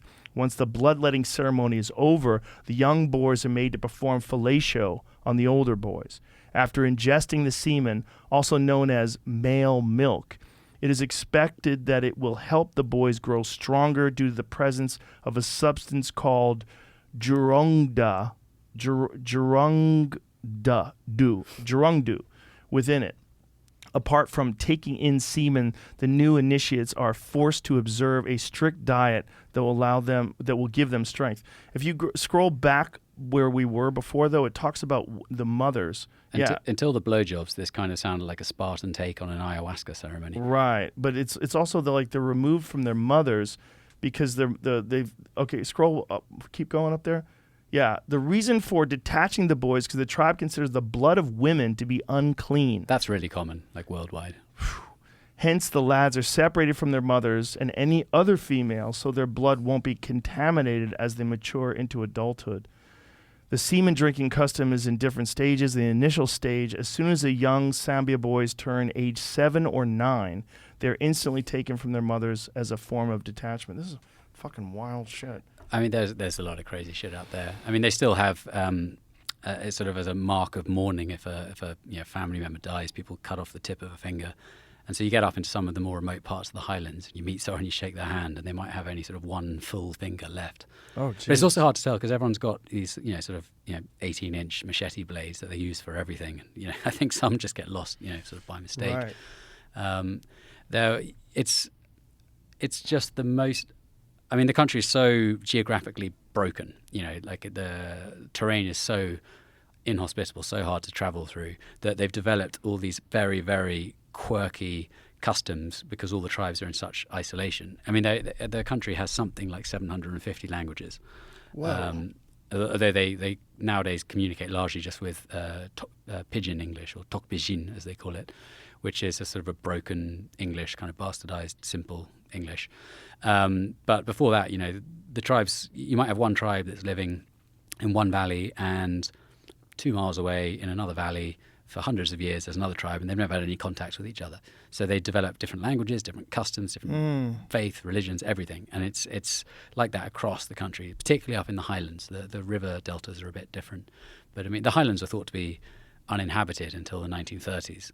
And then these Australian brothers, these gold prospectors, flew over the interior in a light aircraft for the first time, and they looked down and they saw valleys with clear signs of habitation. So they mounted an expedition and over weeks marched up into the interior with dozens of porters, and they found about 1 million people living there. These just kind of lost Stone Age peoples that most of them didn't know they were on an island with a coast on which people lived, let alone a huge world beyond that with all sorts of other people. Wow. One of the there were 3 Australian brothers. 2 of them ended up staying and living in PNG. One of them married 3. I think maybe sisters, but three women who were tribal princesses, and this is a sort of let me get this right, an Irish emigre Australian gold prospector in the 30s who's from this massive outside interconnected world, suddenly going up and marrying people from a civilization that had no smelting, they just had stone tools, no writing, no literature, and that one of those marriages had several children. I met one of those guys, this guy who's the product of the son of these 2 totally disparate worlds, this kind of clash of civilizations, which I found so interesting. What was he like? He was great. Bernie, a really nice guy. He's kind of he manages a coffee plantation in a town called Hagen up in the Highlands. Really sound dude. I got to hang out with him a bit, got to know him well, and he's just a nice sort of normal guy. I suppose because his mother was a princess, he's sort of kind of a senior within the tribe, but at the same time kind of half foreigner and half outsider, so he's sort of between the 2 worlds as well. Do you still have contact with his father? His father had passed away. There's a really good documentary called First Contact, 80s documentary. It's on YouTube. It's part of a trilogy, the Black Harvest trilogy. But First Contact is interviews with these 3 brothers, by which point they're already quite old, but on their first encounter getting up into the Highlands, these people they met. There's footage, there's photos from this unique encounter in the 1930s. Really, really interesting. This is not the same place where there's a tribe there where they've made models of airplanes that they worship. The cargo cults. Those I believe. I mean that. It's that part of the world. I don't think it's Papua New Guinea. It could be potentially part of some of the Solomon Islands.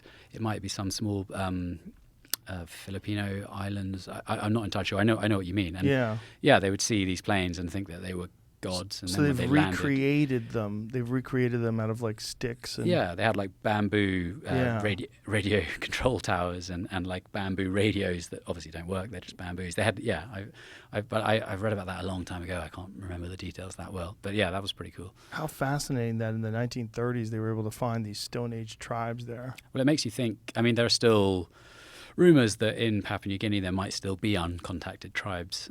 Like in the Amazon, there's still like a Right. few dozen uncontacted tribes, but I believe most of them sort of know there's a world out there, but the Brazilian, largely government, sort of protects them and keeps them in isolation as much as anything because they're just vulnerable to disease, perhaps. But then the one, I think the most astounding kind of lost tribe is the North Sentinelese. Yeah, You're aware of these sure. guys, yeah. And every now and again, someone marches That's out where with the Bible. missionary. And, Yeah. yeah. Do you know who Commander Maurice Vidal Portman is? No. He's a famous British explorer / pervert who went to visit those people, and he's probably responsible for their hostility towards outsiders in a lot Right. of ways.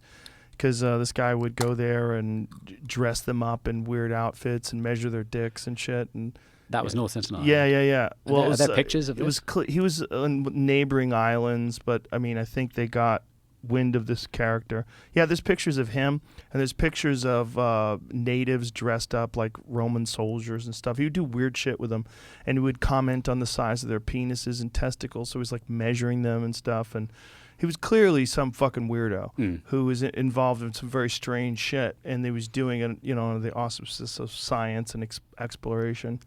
Yeah. But I think he's one of the reasons why I think that the most recent missionary got murdered. Right. Because they probably they don't have a written language. So they probably No. have these oral stories and these legends of these white dudes who show up and start measuring dicks and give everybody the flu. Yeah. Well, I think there's only a few dozen of them. And after the big tsunami back in, was it 2003? 2002, 2003.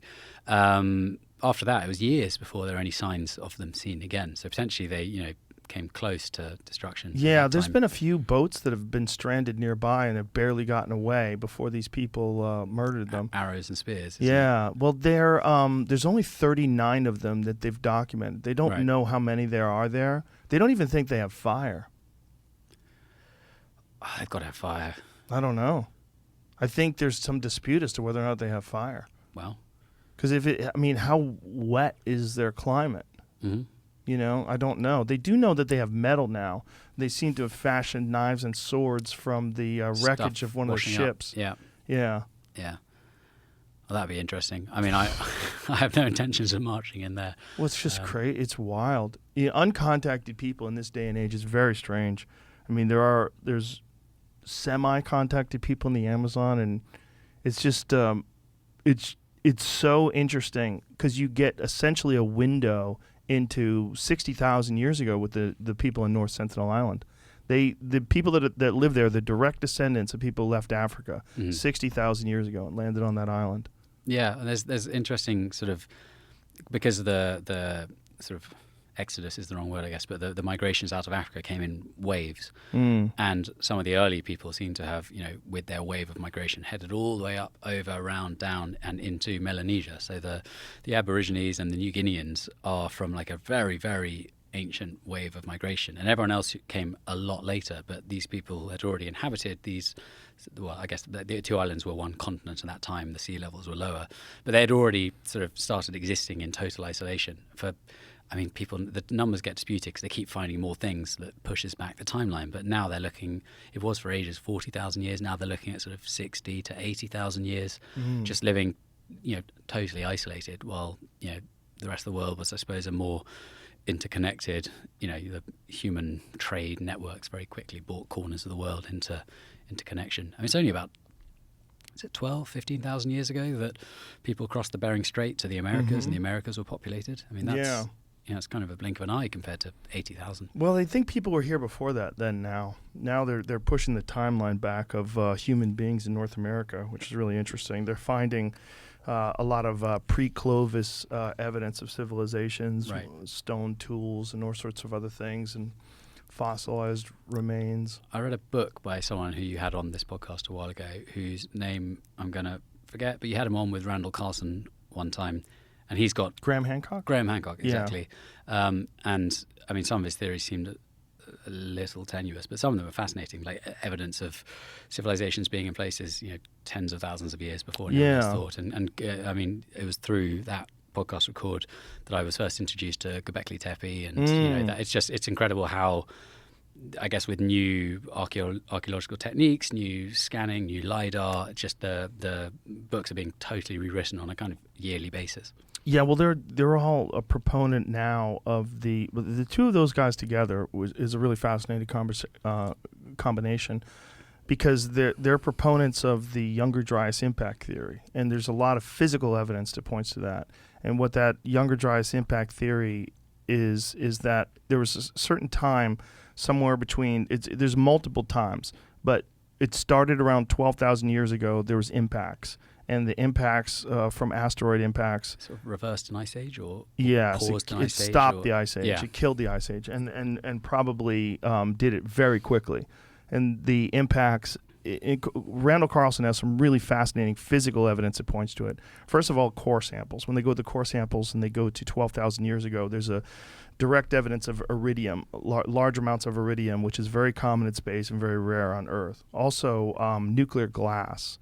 Trinitite, I think it's called, and it's named after the Trinity, the first nuclear bomb experiments, Right. and that they detect this glass that happens when they detonate a nuclear bomb, but also happens on impacts of comets and asteroids, and that this stuff is all over the place So at sort that of like same obsidian, that kind of. yes.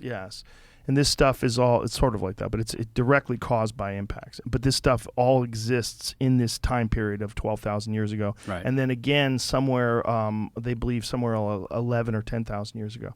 So most likely what they're supposing, what the theory is that there was probably a very advanced civilization that created things like Göbekli Tepe. And there's even some theories about the old kingdom of Egypt, and that there was some very sophisticated architecture and construction methods that date back far beyond what we think of when we think of the Great Pyramid of Giza. They believe is 2,500 years old, but he thinks that it's very possible that was even earlier than that. And there's also some physical evidence that was uncovered by geologist Robert Schoch, from Boston University, where he points to the water erosion around the Temple of the Sphinx that shows signs of thousands of years of rainfall. I remember that. Yeah, and the problem with that is the last time there was real rainfall in the Nile Valley was 9,000 years ago, and that the whole area back then used to be a rainforest. And that, so he's like, you have to go at least that far back, but probably thousands of years before that, because you need thousands of years of rainfall to develop these deep fissures So on it's the like stone grooves structure. of- That they don't indicate erosion by sand and wind.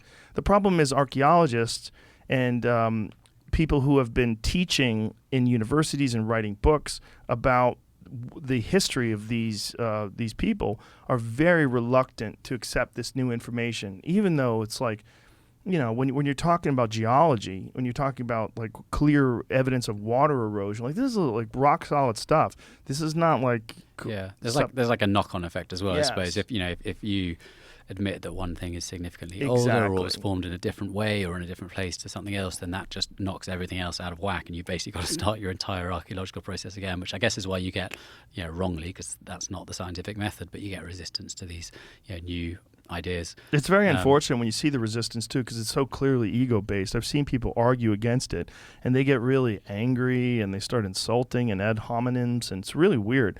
Because the one that you can't fuck with is Göbekli Tepe, because Göbekli Tepe was purposely covered somewhere in the neighborhood of 12,000 years ago, and they know that for a fact. They've tested all the soil around it, and they're in the middle of excavating that site, and it's an immense site with these enormous stone columns and 3D animals carved on the columns, which indicate that they weren't carved into the columns. The columns were carved around to create these 3D animals, which is really sophisticated stuff, and it's more than 12,000 years old. It was And covered so they think up. it was like a deliberate time capsule to preserve They don't know. cult. I think that was Graham's theory. at Yeah, least, it's his is theory, like but- to preserve, in the what's the whole, the antediluvian, the flood myth that seems to, or story at least, that seems to be in so many different cultures. Yeah. That's I think that ties in with Randall's idea of a a huge wave of floods and the ice age Yes. stopping. Yeah. Well, that ending of the ice age, one of the things that they point to is the geological evidence, rather, all over North America that seemed to indicate massive amounts of water moving through areas radically and quickly, changing the landscape. And Randall has some really incredible evidence of that he shows in the form of slides. And as you zoom out and you see the water evidence, it's really interesting stuff, because we have this inclination to look at history. Okay, we've got that down. We've got it. This is it. Mm-hmm. And then upon new evidence, instead of like going, oh, maybe we were wrong, they just dig their heels in and they say, no, I wrote a book on this. I made my thesis about this. This is fact. Well, I think that's exactly the same even with modern human history. We're really resistant to kind of think that the way there's the last few years, a lot in Britain. I don't know how much about in the US, but there's been a big discussion about how we view and teach our history, of the British Empire, for example, of colonialism. Because when I was growing up, we were taught that like Britain conquered the world and brought civilization to all the, the noble savages, and it was totally insane. And it's only just about now, and particularly some 2 years ago, with the debate about statues and should we really learn our history from statues, or should we learn it from, books and reassessing facts? And, should we have statues, commemorating people who maybe did horrific things? But all these, these sort of, arguments, debates, and essentially culture war has brought to the fore this idea of, we definitely need to sometimes reassess history, and that can work both ways as well. But, history isn't fact, whether it's the history of a landscape over tens of thousands of years or the history of a people over a century. And I think that's, tying it neatly back in. That's what I find interesting with Russia, because Russia is able to recreate as convenient its history every 10 years or so in a cynical way, admittedly. But it shows that history is not a fixed, determinate thing. Well, it's unfortunate we don't have like a real rock solid history of the world. We have some really amazing evidence, and some incredible work has been done by archaeologists and geologists and all these people that are trying to get a sense of it. But there's resistance to change. There's a resistance to, accepting these alternative theories. Well, can you imagine trying to be a historian 200 or 300 years from now looking at this era, the amount of information that you have to sift through? Right. Some of which is bullshit, some of which is, all of it will contradict each other. I mean, that's a headache, that task. History is only going to get harder because there's just a, complete preponderance of information. There's a preponderance of information, but at least we have information. We have accurate footage, but, that was only a short period that's now ending, because now we don't know if footage is real. There's deep fakes, there's all sorts. The age of kind of, I suppose, empirical media is kind of on its way out. At least that you can be ensured is empirical, because from now on, who knows what's what. What's also interesting, when for a long time they had no idea what happened to the Mayans. And there was all these theories about them leaving, what happened, and now the predominant theory is they were killed by disease. Smallpox. Yeah, which makes more sense than anything. Well, I think it's now believed that after Europeans first arrived in the Americas, within 100 years, 90% of the population had died. Yes, which is astounding. Disease. And they're only just now starting to find these traces of vast civilizations in the Amazon. And I'm sure there'll be many more to come. There are rock paintings appearing. There are, in one particular point, evidence of sort of ramps up to the Amazon on one side of the river and then down on the other, bridges that would have spanned hundreds of meters, huge kind of, complex and quite advanced civilizations that just, if you in a jungle, if everyone dies, it'll grow over in no time at all. And it seems like a lot of people might have returned to a hunter-gathering, subsistence life in the jungle from that. Because if there's a plague, plagues are usually in sort of pre-scientific times, and even perhaps today, are viewed by a lot of people as kind of divine retribution, punishment. So flee the city, head to the head back into the wild. And I'm sure plenty of people saw COVID at that for some time as well. COVID as that. Well, it's a lot worse than COVID, smallpox. But the other thing is the LiDAR evidence. Have you seen that stuff that they're using? Is this the big ring? Cities were built in big circular shapes. Not just that, but grids that indicate irrigation and blocks of cities. And Graham Hancock talked about that as well on the podcast. And there's a great video that's available on YouTube where he discusses the potential population of the Amazon reaching as much as 20 million people at one point in time, that there's vast cities there. Did you also know that the Amazon itself was created by agriculture? That all that rainforest, most of those trees were a direct result of different trees and different plants that people planted when there was a civilization. So it had been savanna or pampas or something? Or? Well, it was just different. They're not exactly sure what it, they Right. used to think it was all natural, and now they don't think it's natural. Please pull up something about that. Now that there's direct evidence.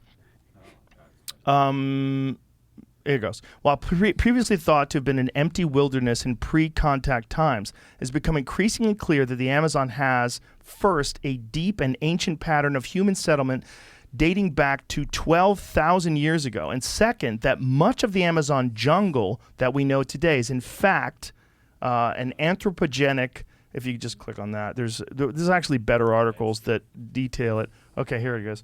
While previously thought to have been an empty wilderness, the Amazon infers a deep and ancient pattern. Second, that much of the Amazon jungle we know is in fact an anthropogenic landscape. That is, the Amazon has been modified extensively by indigenous populations for the past 12,000 years. The changes that the indigenous populations made in the Amazon rainforest in the past were nowhere near the level of intensive extraction we see going on in the massive deforestation burning today. Rather, indigenous populations increase the overall biodiversity and quality of the soil. This is not what I'm looking for. There's a better article that shows that most of the trees in the Amazon were a result of agriculture. So that was sort of creating ecological diversity. And then when people died, it just overran. Yeah. And it overwhelmed what used to be these cities. That's the whole Legend of the Lost City of Z, right? That book? Yeah, In the I read film that. It was great. There it is. Matt Grant. What's his name? Supposedly pristine, untouched Amazon rainforest was actually shaped by humans. Over thousands of years, native people play a strong role in molding the ecology of this vast wilderness. And this is from the Smithsonian, so it's a legitimate source, but there's a bunch of different trees that they point to that these people planted, and then these trees just overwhelmed the landscape with when all the people died off from the plague, and when they're using the LiDAR to go over these areas that they used to assume were just mounds, they're realizing, used to be structures, and there used to be people living in these areas. It's fascinating. It's wild stuff, man. Yeah. Well, listen, Charlie, I'm glad you're alive. I'm glad you're not in a Russian prison, and I'm glad I had a chance to talk to you. And these books that you have out that are available right now, one is On Roads That Echo, and the other is Through Sand and Snow. Did you do an audio version of these as well? Yeah, they're both on Audible. Did Kindle. you read it? I read it. Oh, excellent. I love hearing that. Yeah, no, they're out. Get hold of them. But thank you so much for having My me on. pleasure. It's been a lot of fun, and thanks to Jamie and you for having me here. It's been awesome. Our pleasure. Thank you very much for coming. And do you have social media that people can find you on as well? Yeah, I'm on Instagram and Twitter at CW Explore, like Charlie Walker, CW Explore. Explore. Yeah. There it is right there, CW Explore. And my website is cwexplore.com. Check it out. That's where I post most of my stuff. And I don't know what will be next yet, but that's the place to follow it. Well, when you come up with another one, let us know, and I'd love to sit down and do this again. That'll be a pleasure. And stay out of jail, buddy. Please. Thank you, Charlie. Cheers. All right, bye, everybody.